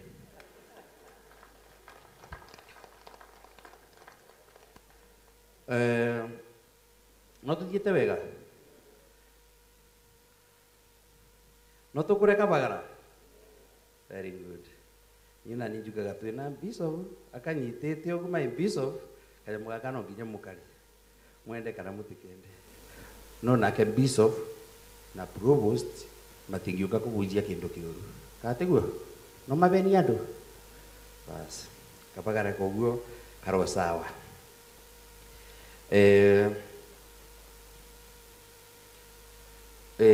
Nataka kushukuru nataka kusema kitu moja, jambo moja before tuende kwa sana sana hapo kwa quality ya chakula. Quality ya chakula ya Joemira tangu tufungue hii machine, tangu tumaliza kuifunga kama huko kama simama tu mahali huko kama Wang, where are you Wang? Oh, okay. Wakati hii machine tumefunga hiyo bwana Kamau, tulikuwa tufunge hii machine 2013. Na 2013 hiyo wakati si kama saa hii nimejua mbichi na mbivu. Tulikosa kuelewana na wao from 2013 sababu vile tulikuwa tunataka kufanya hesabu ikakosa kuingiana. Na mali tumetoka kwa animal feed sababu animal feed tumeanza kutengeneza 2010 the same unga ya Joymax na animal feed tulianza, yani hiyo ndoto ilikuja hiyo wakati. Na wacha nikwambie sababu mwenye amenipea hiyo ndoto is my friend, anakuanga Murang'a, bado ni mtu anasiaga unga, is my friend of mine. Sikumuita leo sababu ilikuwa siku ya animal feed. Huyo ndiye inaitwa mentor. Ndio nianze hii biashara. Na wacha nikwambie. Daktari yako wapi? Daktari simama. Daktari Ni sawa. Daktari, hiyo daktari yako hapo from 2010. Nataka tu kupeana vile tulianza hiyo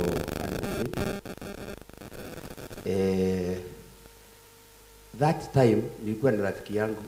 Daktari that time alikuwa kampuni kubwa sana ya animal feed. Right? So naye kulikuwa na mtu rafiki yangu alikuwa anaitwa Jane.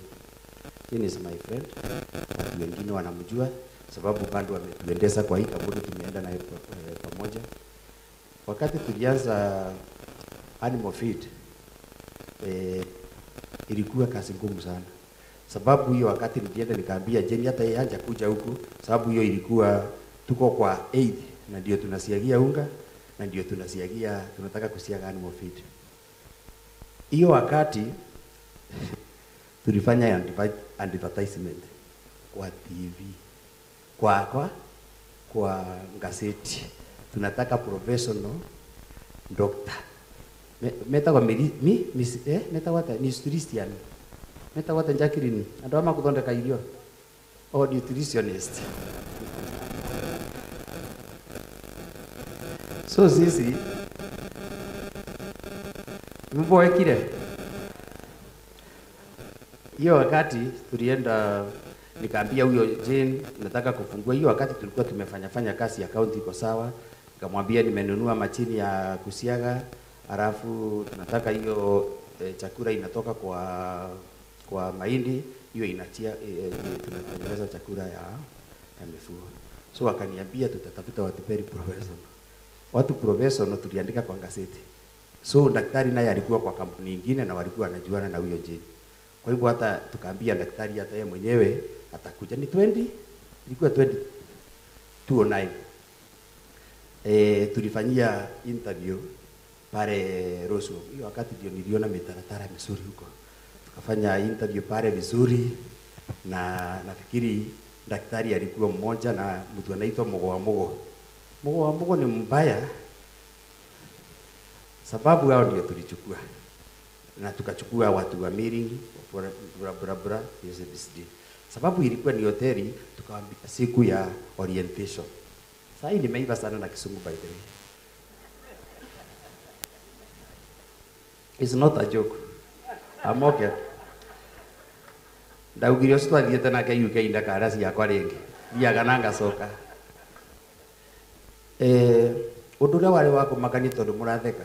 Ikio njigagua andu makiaria ndeto cia production. Mimi naangalia watu wakisema tunatengeneza tunafanya, mimi na nyamaza.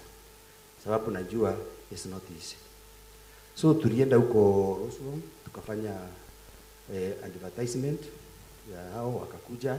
Hiyo wakati huyu mnaita CEO ama sijui nini hakuwa amesaliwa kitambo karibu kadogo sana. So daktari na timu, so tukasema siku ya kuripoti wakunje kitu inaitwa orientation. So orientation, hata nikwambie, hiyo wakati mimi Chomba nimeenda kwa mahali kunatengenezwa chakula ya ng'ombe. Wakati wamekuja pale tukaenda kwa ofisi, si lazima uwaonyeshe mahali wanaenda kutengeneza. So ile timu tulichukua na daktari is my witness there. Tulienda mahali tunafunga kama chini, kadogo tu, kalikuwa tulianza na 25 ton hiyo wakati. So tukamaliza pale nyuma sasa naye yule mtu tulikuwa tumesema tukasema pale ndio tunatengenezea chakula ya ng'ombe. So tulipiga round, nikaona hao watu wameboeka sana. Na hiyo wakati mimi naona nimejaribu nikiwa na machini nimenunua China na ikakuja hapa naona wamechoka sana. So nikawaambia sasa tutakuwa tukisiaga hapa, mahindi tunawekea pale, packing tunafanya pale. Na wale wamama tulianza na wao hapo akina Mary. Mary uko hapa? Mary. Kuna Mary tulianza na wao hiyo wakati 2010. Na bado niko na wao wamama tunasomesha watoto polepole hapa. So wakati tumetoka pale kulikuwa kusuri. Sababu machini ilikuwa pale ya ako kandogo ka 25 tani. So wakati tumefika kule kwa animal feed, ile kitu nilikuwa nimenunua pale ni sieta kwa isiko cia tiri pinjiko. So nikamwambia hapa ni kiandarua, daktari tunapeana formula, mimi natafuta vijana nyinyi mnachanganya. Hiyo ndio ilikuwa animal feed. na daktari as witness. Hapo ndio tulianza. Wale walikula Joymax animal feed ya kwanza, sababu saa hii nasema tulikuwa tunachanganya na vijiko ya nini, yaani tulianza mbali, tukaenda hivyo, wale watu wote tulikuwa na wao wakatoroka, sababu unaona mtu wa secondary wa university, mtu ametoka university, ukuja umwambie ile masomo yote amesoma, mchanganyo ni ile, huyo mtu atakubali hiyo kazi? Hawakuamka.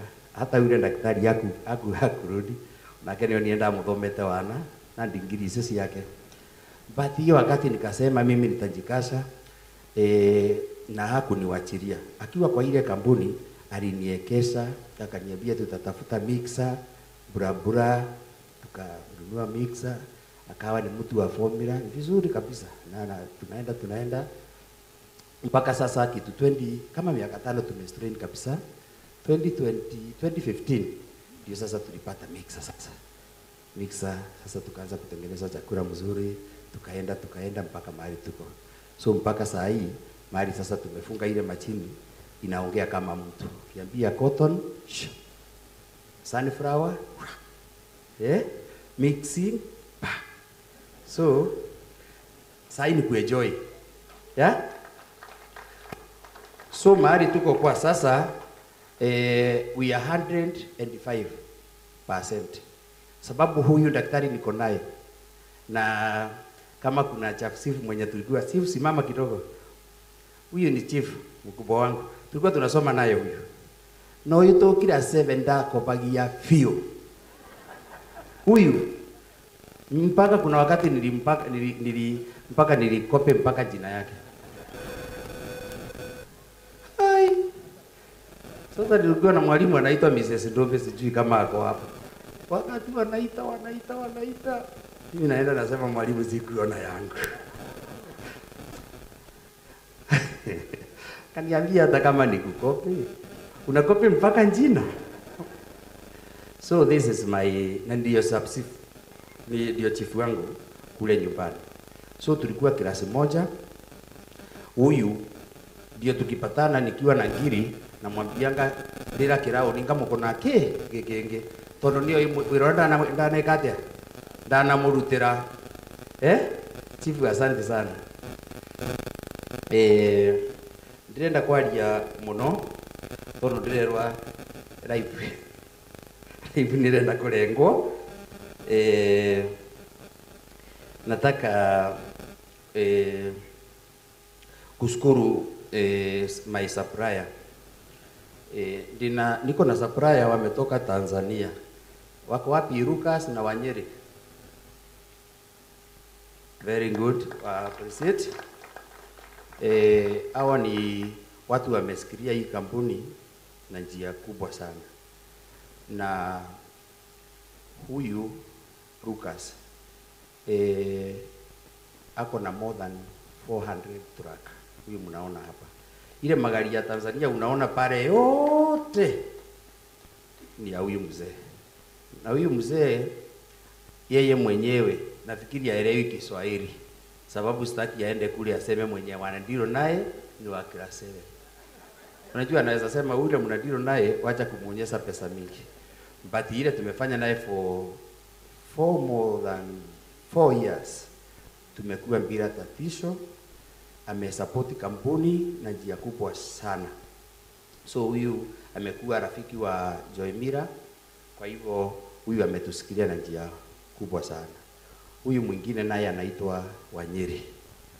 Huyu Wanyeri anakuanga pale Mbunda. Huyo ndiye anatufanyia clearing yote, gari ikiingia yote, ile mahindi yote unaona ikiingia hapa kwa Mbunda, yeye ndiye anatufanyianga kitu inaitwa nindale menyire ule meta wa clearing agent. So saa hii hakuna Kikuyu, hapana, kama ni clearing agent nasema ndio huyu, na very good English. So naye huyu ananijua vizuri sana. Huyu Wanyere huyu, hata huyu tumeenda naye mpaka Zambia na gari. Mguu kufuka hivi Tanzania, tukafuka mpaka tukaenda Tanzania. Yeye na rafiki Zambia na mzee anaitwa Digital. Digital ako wapi? Ako huko na Digital. Digital simama. Tumeenda na huyo Digital.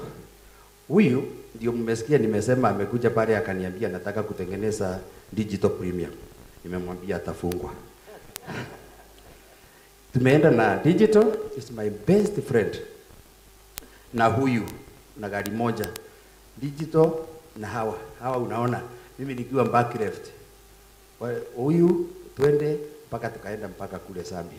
Sababu naye wakati naenda mahali kunataka, sababu unajua ukitoka ufike pale Zambia lazima upeane passport na kuna kujaza. So saa hii nimesoma kuongea but sijajua kujaza. So naendanga na nani? Na Digital. Sasa huyo tukifika pale kama mimi tukiwa kwa laini hivi naambiwa mzee kuja, najifanya naongea naambia wewe pale nampea. Arabu akiulizwa namwambia sema tuko pamoja. Nasuka.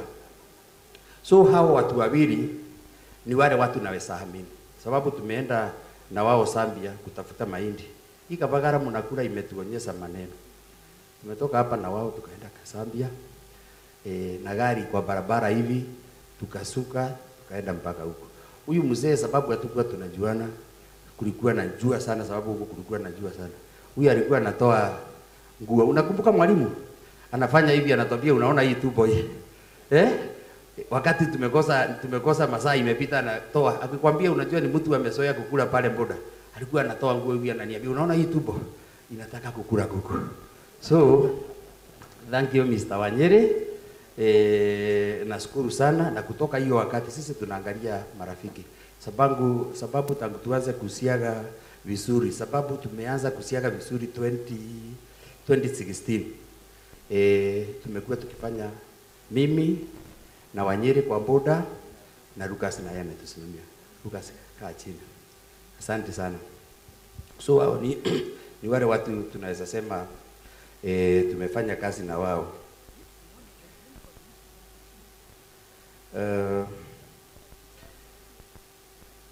Kuna mtu mwingine nataka kushukuru before niende hapo mbele, anaitwa Haruba. Hata kwa wapi asimame tu mahali yako. Huyo naye unaona huyu ni mkubwa wangu. Na nyinyi wote na mimi naambianga mpaka wenye wanafanya kazi Joymira, hata wao wanajua. Na waambianga tupeleke watoto kwa Haruba. Sababu Haruba is my friend na sio sure hivi hivi. So unaweza hivyo dress ilioro mutaratara ucio ukogo muciari no wathi kurando thiana ngobia ugakora director ukathikira watho wake. Thank you very much. So huyu naye rafiki yangu Haruba ni rafiki ya kipekee. Wakati huyu Haruba nimba hapa sasa nataka kupeana hii hapa, wacha ya kule ndani ya hapa ile samba iko hapo mbele ya Joymira's. Mwenye hiyo samba sijui what is the problem. Acha niseme sababu yeye haelewi Kizungu. I don't know what is the problem of that owner of that land.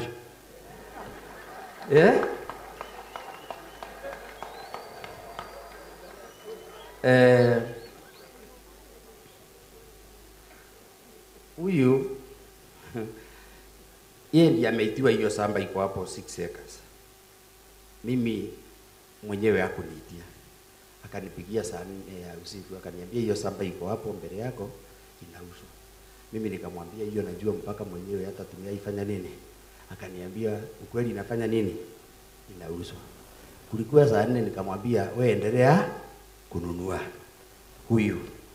So huyu isipokuwa ni yeye kama angekuwa na wivu, na ndio nasema nyinyi mkipata watoto mpeleke huko, huyu hana wivu. Na kama ako na wivu angeniitia hiyo samba. Sababu hiyo samba ile bei ningenunua na ile yeye mwenyewe amenunua kama mwalimu amenunua na bei mzuri sana. Akakuja akaniambia ukionekana pale tapanda bei. It is very true. Mimi sisemangi mambo ya uongo. Ama Christian, ndio unaona niko na my bishop hiyo na niko na provost hapa. Na niko na chomba hapa. So mimi nasema kitu ya ukweli. Na mimi nasemanga kama kuna mtu nilikosea ile miaka ingine, ni ile ya kutafuta akuje tusuruhize maneno. Aruba kaa chini. So huyo ni Aruba, is my best friend, ni mtu najua na yeye mwenyewe angetaka nipanuke sana. Nataka kushukuru mtu mwingine anaitwa Wasomba and family. Somba na family ya Wasomba eha tuthiange haraka tondu ndenda wathaika wa Jeni na thiko perform thagana na ndenda wikate muthuri ucio na family yake acia andu acio ni arata kwa biu ara matema gwitua wale marafiki naweza sema na naweza jisifu hata nikiitiswa marafiki naweza sema ni hawa. Wakati nimemwambia wacha sasa niseme ya hapa, wakati nimemwambia niko na occasion pale, aliniuliza uko wapi? Nikamwambia niko Butus. Haya, dakika kidogo mimi niko hapa. Alikuja Sunday. Provost Sunday tutiokire kanitha no mama nyamboere. Tondu na thindo na kaundu gagatwa kamuthenya wa Sunday ndugire bunda turute rui. Koguo ngira andu ako no ngumuri batwike atia. Nigu tugie area eno tondu area eno irari na miti nake Jacqueline uyu murona ndimuonaga ni athuraga kamera tuguka kubingura kiganda na ni akoragwa ndimuonaga kura kwa Bishop Mbeni ni endaga kamera kura kanitha. So nathire kanitha kundu kuriko sisi tukawa hapa. Wakati amekuja hapa nikamwambia vile nataka, nimeandua na Jacqueline tunataka tufungue hii date 5. Akaniambia ni sawa.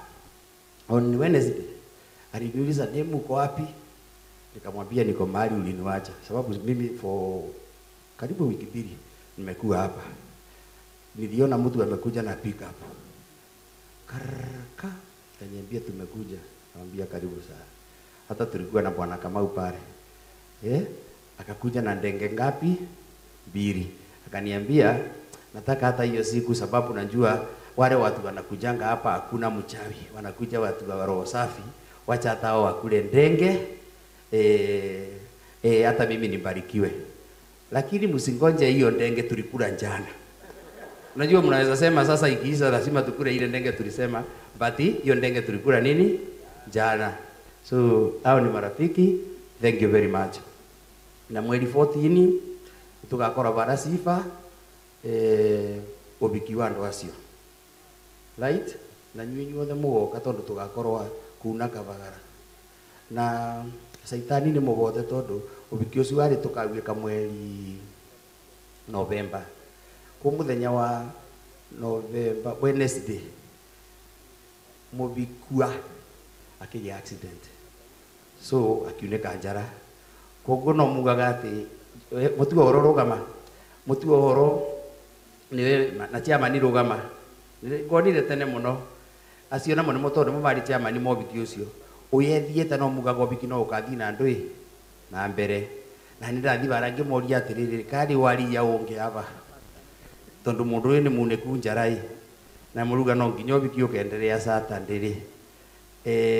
No ari ya unge. Ate twine benya nigu twike obiki mundu muneku njara. So tukira chairman obiki ucio no nginya tugie senji nake chairman ni mundu mwathiki mundu tondu nake mutumia wa chairman uyu murona aba nake ni mutungatiri.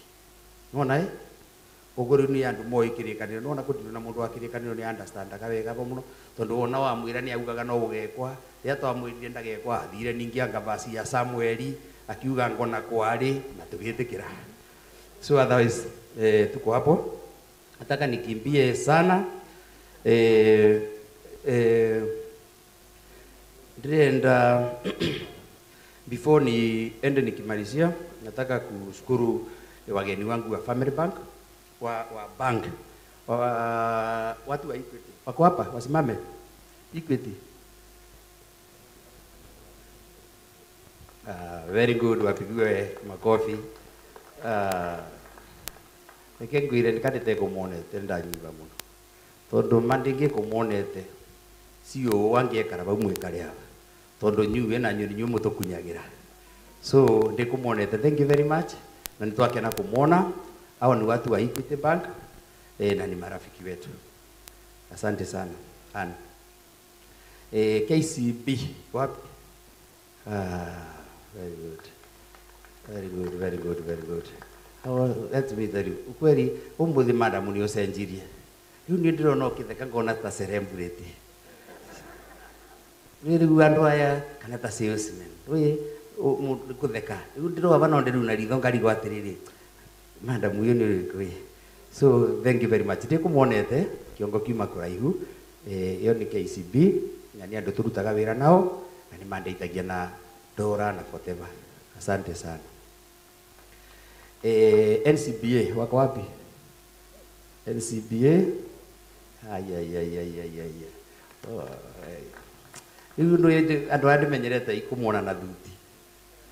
So rira mwokire mubano uguo ri nie nyonire ta muthamia wako sababu hata huyu taru kama muthamia. Unajua wakati nimeona huyu hapa sikuwa najua. Wakati yako hapa mimi namuuliza msee umepata kiti? Kumbe ni salesman hata mimi nimezuru hata hii aibu. So mukire mwekarite wega.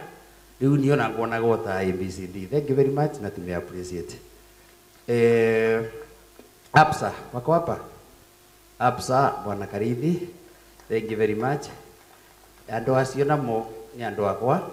Na muthenya ucio ungi mugekaraba tondu mubana mbia. Mugekaraba niguo andu makamwona. Hawa ni watu tumejuana kwa kitambo na nyumbani mzuri tumekaa na wao.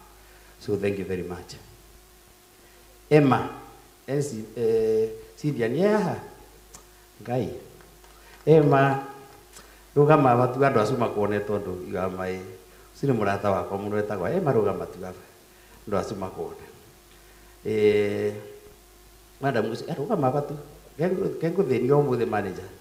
Twathi gwaku tugukoraga gitini kia mwena uria ucio etagwa Emma. Uyu ni Anju uyu. Tumeenda jani kubwa sana na yeye huyu. Na tumekuwa na yeye nimekaa kwa hiyo bank for more than 10 years. Akiwa manager wangu. So nashukuru sana kumuona, ni mtu tumekaa naye, ni mtu najua. So na ndio wako hapa. So I appreciate kukuona manager na thank you very much. Ni muigua no tuthiete ndena kuthie kuri andu metagwa Family Bank. Family Bank ni marugame. Family Bank mali wako Karithi Rahab Tires Komo Duati na njuki ndiramwona aba aya very good wana muguko riu andu aya reke inde mwire ni ngwiciria ni mona tuka maguru kuma mwena uria ni mona tuka maguru na turumbeta na coro ndamera tutige ngari yakwa kundu kuriku tondu ndi ngari nene mabere mbia ngigura no ndiamerire ndagurire ki koguo ngari ndimerie ngumitigana ku njeria no tugutigana ku nigu Family Bank mamenye no turaco na andu ariku ndikandi turanyitanira ungindema bari ungiona Joy Mira no nginya ungiona andu ariku haya waurire boturi na hao watu ni marafiki wangu wa kipekee na andu haya wakorwo kuna mundu ana maba thiore ambi na vile mnanyona hii si mnaona naweza kuwa a very good pretender. Mimi nime pretend ati najua nafanya ABCD na sina kitu yoyote mpaka hao watu tukatoka na wao chini mpaka mahali tumefika. Pigia Family Bank makofi. Koguo andu aya na modere na kuga atia andu aya ni ega biu haya tondu andu aya ni ndama bakiroto ndamera ndirakirotire utuku manjira gareke tuthi twikare ndi tukithathaure no ngia tutige twakinyia kiroto kiao so hao watu wamenilea kutoka chini hata nitawapea au nitapea mtu mmoja wao tu dakika 2 atawasalimia aya mangurire makienda seria na makinguru ariria andu ariku aya tondu na mwando aya wathi wa mera gutina nyamu ino itagwa na kitongo riu ndauni niguo kombethia no nginya ukoragwo na terms turia tukombaga koguo ni njui kindu gitagwa negotiation fee. Yes, koguo ndiaga kwao ngamera riu thiini wa maundu aya mothe mwanyandikira bai na nditekuvota kuthoma ndimwirire kithomo kiria ndina kiru ni gia kwaria no tigia gwika atia tigia kuthoma na kwandika ngamera nikawa na bo wa negotiation fee kamwandika cigana somba ni oi koguo ngamera nyamu ino ni mukundigira tutigo twike atia tuthi tume discuss no tika tukora tukidiscuss nyendaga nake Jacqueline to ni muthomu biu my wife ni muthomu biu wanyita na ndirenda kuga janje guku no ndabau ndira kurikiria janja ndiriganwa ni kumwita au apa mwikare ndi Janja is my mentor. Yenda ile Janja ni ndirenda kubikania tonake Janja ni anjui Mrs. Simonene ndiramenya uko mutumia wa Janja yenda muri ndirenda kubikania akinjuria ndiravigania kungi kimwira nikijira na kai mundu ono kibikania ukithio kirathi giaku wagura mutumia muthomu mutikiguana ona ndindera Jacqueline hau ati ajerie ndukagura mutumia muthomu kungukira tondu ni ari gwikarira but let me tell you wakora kuri atumia athomu matekaranagira ni aembu awa tumia aembu gukorwa mari athomu na gwikarira aya mate gwikaragira Jacqueline kani njikaragira riu nani makagia nani Jacqueline kimubikia ndamwirire muge sugu ndathagwa ni aka koguo riu kimenya nani njikire mbuthi yote ni akoragia kimenya ugu ni gukuhana so ndirenda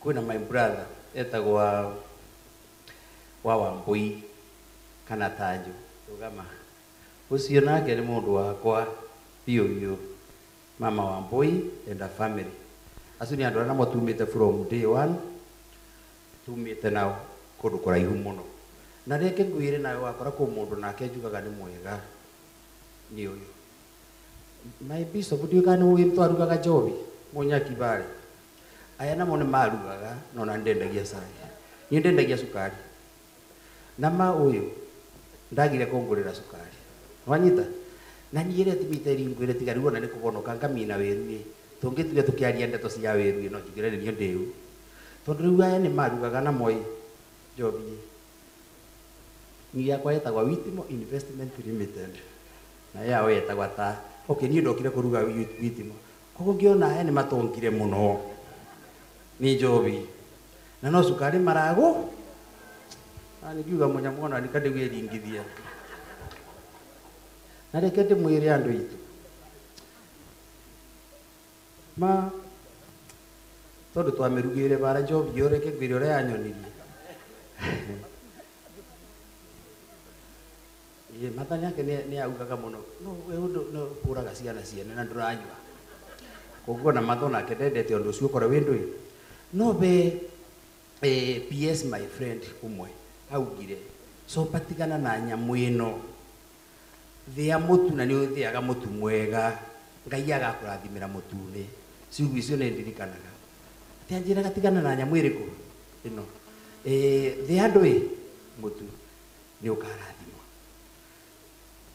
video job yiga kubirwa na reke gwira na nginya bishop provost ni mwatubunjirie muno na no mwatwitaga arambi bindio no bindio ya borire twikarite kanitha ndiga makuga no kamaroraga andu ciana ciene MBCD mawiga mandramire miaka 3 ndirathikaniza tondu twathiaga kura tukabunjwo thugi tukona thaka twarutaga wira ki muru batino thugi ngai ndari andathimire kundu kuu tondu wira turutite na Jacqueline ndia job yo yitagwo mangai tondu ria yokire gwito muthenya umwe ma ndoire andu a mujini ngimarugeria kuria thiini reke ngwire arandegire mite tondu borithi ciacingirite factory uguo ngimera nyue ngumurugiria kuria tondu borithi ni cioka na ciaru irare guku tukanyita njobi ino kiroko ngimera mite njobi iriku ciathi kuria cenjie badala ya kunyua gwita ri ikenyua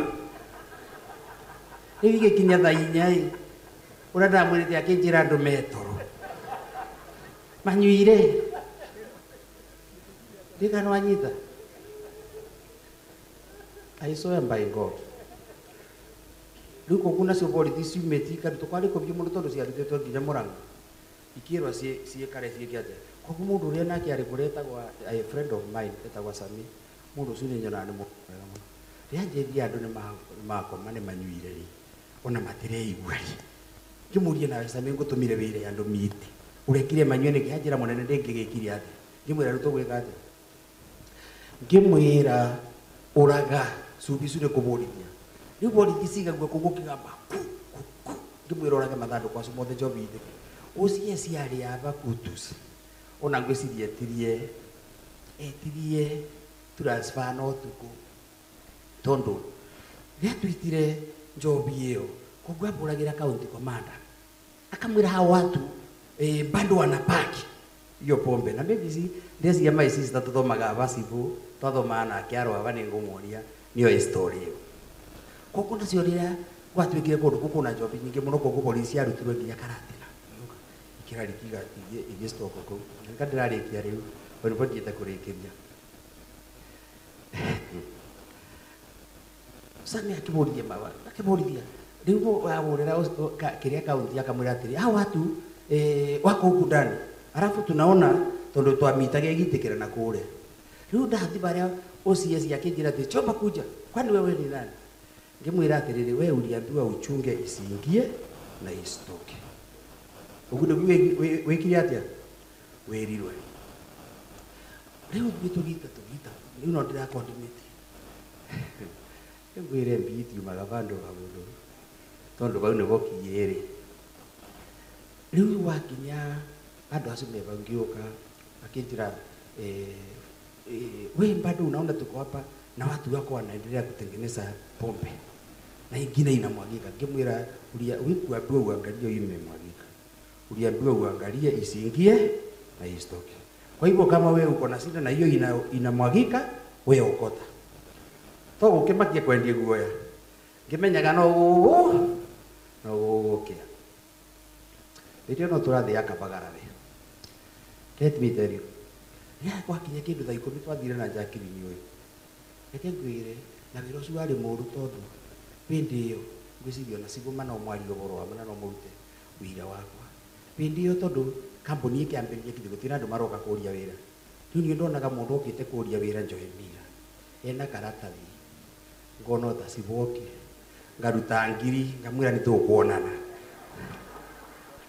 ito ndono taka ekire atia okire tekano wanyita tondu cio ari muru muno anikio I love this my beautiful wife tondu mundu ucio ndandigire wendio no tukiambiria ni anjira gatiga no riria kwa biobire akiona niguo akiona kabanja bute kimundu giki maisha mega mbere riu undu ria wari fani gwakinya kindu tha ikendo guo gira Sami gukuna mai maberu tukare kimundu ucio we mai maberu witiririe nginya iriuke na nima mai maberu andu acio ni mariukire akinjira andu mesawa ngimwira ni thari yaku ya kuma kubandu twarugagira kimunda kimenyaga ura mukuma koguo ni tukiruga bara tondu ndamingiririe borithi roku ngicieta makiruga bau borithi koguo Sami akiruga mwena uria marugagira makiga ngathi mwena uyu makaruga mwena uria wa mugunda koguo thaa 11 kira Sami riu we umenye